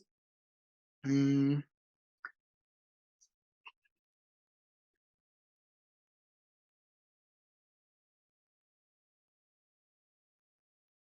हाँ। सर यहाँ पे एक केस और आता है, J Mohapatra and company versus state of Odisha. Sir इस केस के अंदर क्या हुआ था? इस केस के अंदर जो कुछ ऑथर्स थे, जो कुछ बुक्स के ऑथर्स थे, वो ही एक असेसमेंट कमिटी के मेंबर्स भी बन गए थे। यानी कि बुक भी मैंने ही लिखी है, मैंने ही बुक लिखी है और मैं ही इस असेसमेंट कमिटी का मेंबर भी बन गया। सर अब क्वेश्चन अराइज होता है कि जिस व्यक्ति ने बुक लिखी है वो ही अगर असेसमेंट कमेटी का मेंबर बन गया, जो कमेटी सब्सिक्वेंटली डिसाइड करेगी कि बुक पब्लिश होनी चाहिए या नहीं होनी चाहिए, ये तो गलत हो गया। आप खुद के ही डिसीजन लेने के लिए खुद ही उस पैनल में बैठ गए तो ये तो गलत हो गया ना। ये तो वही हो गया कि निकुंज, मेरा नाम निकुंज है, देख ही पा रहे होंगे तुम लोग, कि निकुंज आज आइसक्रीम खाने चले। हाँ निकुंज, चलो हम आज आइसक्रीम खाने चले। एकदम डोरा द एक्सप्लोरर वाला सीन हो जाएगा। और इसलिए हम लोग कहते हैं कि ये अलाउ नहीं किया जाएगा। आप खुद ही के डिसीजंस लेने के लिए खुद ही मेंबर बन जाए या खुद ही जज बन जाए, ये अलाउड नहीं होगा। ये कौन से केस में बोला गया है? Jai Mahapatra versus state of Odisha. अगर हो पाए तो प्लीज इन केसेस को याद भी कर लेना। अगर हो पाए तो एक दो केसेस तो याद कर ही लेना, क्योंकि बहुत ही ज्यादा इंपॉर्टेंट है। इस केस के अंदर क्या बोला गया था? Annamalai cotton mills versus the chairperson Tamil Nadu electricity board. इसके अंदर बोला गया था कि भाई, in this case, the court insisted upon the adequacy of show cause notice with respect to alleged electronic electricity theft without any details such as meter reading, time period, authority taking the decision, etc. Court observed that इस case के अंदर क्या हुआ था कि एक show cause notice दिया गया जिसके अंदर कुछ भी बेसिस नहीं दिया गया, कोई भी एविडेंस नहीं प्रेजेंट किया गया। आपने सिर्फ सामने वाले के ऊपर इल्जाम लगा दिया कि भैया सामने वाला जो अथॉरिटी है या सामने वाली जो कंपनी है वो इलेक्ट्रिसिटी चोरी कर रही है। सर, ऐसा ब्लैंक पेपर भेज देना जिसमें आपने कुछ भी ना लिखा हो, सर उसका कोई भी सेंस बनता है क्या? The answer is absolutely no. हम इसको अलाउ नहीं करेंगे और इसलिए ये शो कॉज नोटिस वैलिड नहीं है। ये हमारे नेचुरल जस्टिस के principle of fair hearing hearing के खिलाफ जा रहा है। हम इसको एक्सेप्ट नहीं करेंगे। ये इस केस के अंदर बोला गया था। मैं अगेन आपको कह रहा हूँ, क्योंकि ये रिवीजन वीडियो है इसलिए थोड़ी सी फास्ट जा रही है। जब हम अपने एक्चुअल क्लास में होते तो हम इन एक एक केस को डिटेल में देखते हैं, पूरा जजमेंट भी मैं आपको बताता हूँ। पर भाई क्योंकि अभी हमारे पास इतना टाइम नहीं है और आपके लिए भी टाइम थोड़ा सा अभी मूल्यवान है, बहुत ही इंपॉर्टेंट है, तो ऐसे में हम इनको शॉर्ट में जो इंपॉर्टेंट केसेस है वो मैं आपको बता दे रहा हूँ। बाकी आई वुड रिक्वेस्ट कि आप इनको खुद से पढ़ो। ऐसा ना हो कि आप इनको छोड़ के चले जाओ और यही एग्जाम में आ जाए, क्योंकि जहां पे भी केस लॉ दिए जाते हैं, इनको हम केस लॉ कहते हैं, तो जहाँ पे भी ये ऐसे जजमेंट्स या फिर केस लॉ दिए जाते हैं, वहां से क्वेश्चन आने की पॉसिबिलिटी बहुत ज्यादा होती है और घुमावदार क्वेश्चन आने की पॉसिबिलिटी तो और ज्यादा बढ़ जाती है। और अगर उनको डायरेक्ट भी पूछना है तो वो आपको एक चीज लिख के परेशान कर सकते हैं, substantiate with a case law या फिर स्टेट अ रेलेवेंट केस लॉ। तो भैया आपको रेलेवेंट केस लॉ का नाम पता होना चाहिए। ठीक है, ये सारी कुछ चीजें हैं हमारे पास। हाँ,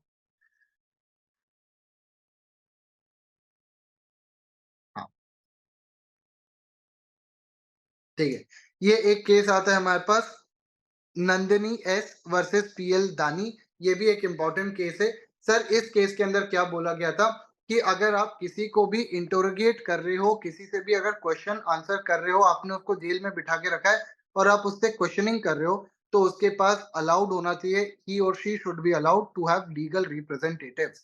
उसके पास अपने एडवोकेट को कांटेक्ट करने का अधिकार होना चाहिए और पुलिस को सफिशिएंट टाइम देना पड़ेगा कि वो अपने एडवोकेट से बात करे और उसके बाद ही किसी क्वेश्चन का आंसर दे। तो ये नंदिनी सतपथी वर्सेस पीएल दानी के अंदर बोला गया था। ठीक है। Maneka Gandhi versus union of India, ये भी अगेन बहुत ही ज्यादा इंपॉर्टेंट केस। इसके अंदर बोला गया था, जो हमारा गोल्डन ट्रायंगल प्रिंसिपल आता है, समोसा वाला प्रिंसिपल 21 19 14, जिसके अंदर वो कहते हैं कि भाई ये हमारा गोल्डन ट्रायंगल है और इमरजेंसी के केस में आपकी सारी राइट्स भले ही अगर सस्पेंड हो जाए, आपके भले ही सारे राइट सस्पेंड हो जाए, तब भी इमरजेंसी के टाइम पे ये अधिकार आपके सस्पेंड नहीं किए जा सकते। आपके ये अधिकार हमेशा बने रहेंगे।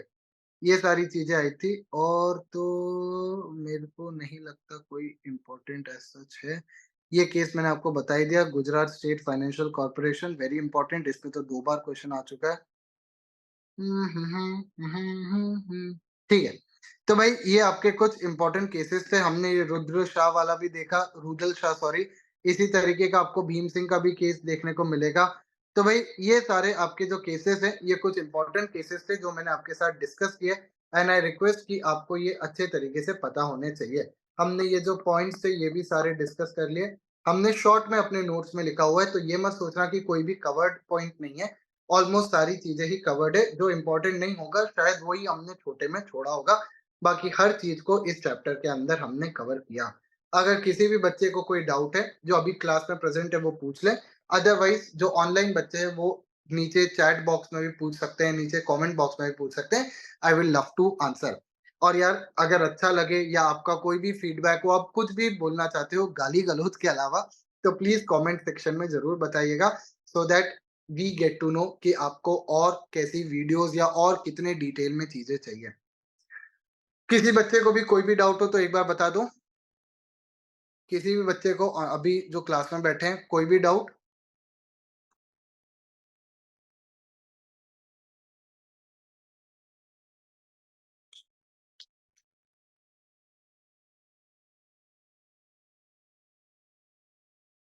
किसी को कोई भी डाउट नहीं है? पक्का मान लूं मैं? वैसे मानना थोड़ा कठिन है, पर मान ले, डाउट नहीं है।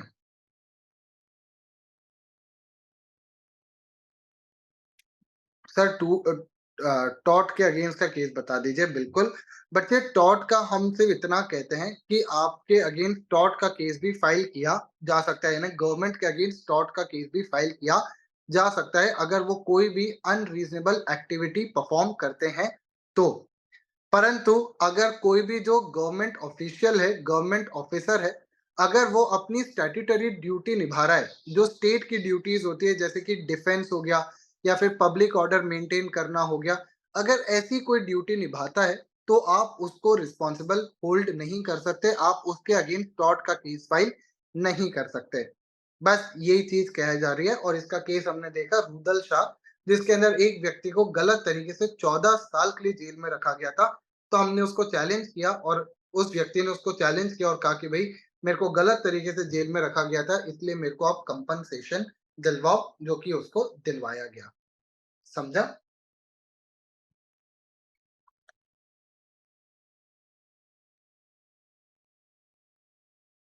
ठीक है। किसी को कोई और डाउट?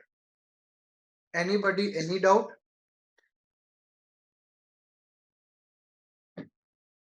ठीक है। I can not see any other doubt, तो ऐसे सिचुएशन में अपन फिर क्लास को एंड करते हैं और फिर नेक्स्ट क्लास में मिलेंगे नए चैप्टर के साथ। तब तक अपना ध्यान रखें। Bye bye, take care, have fun.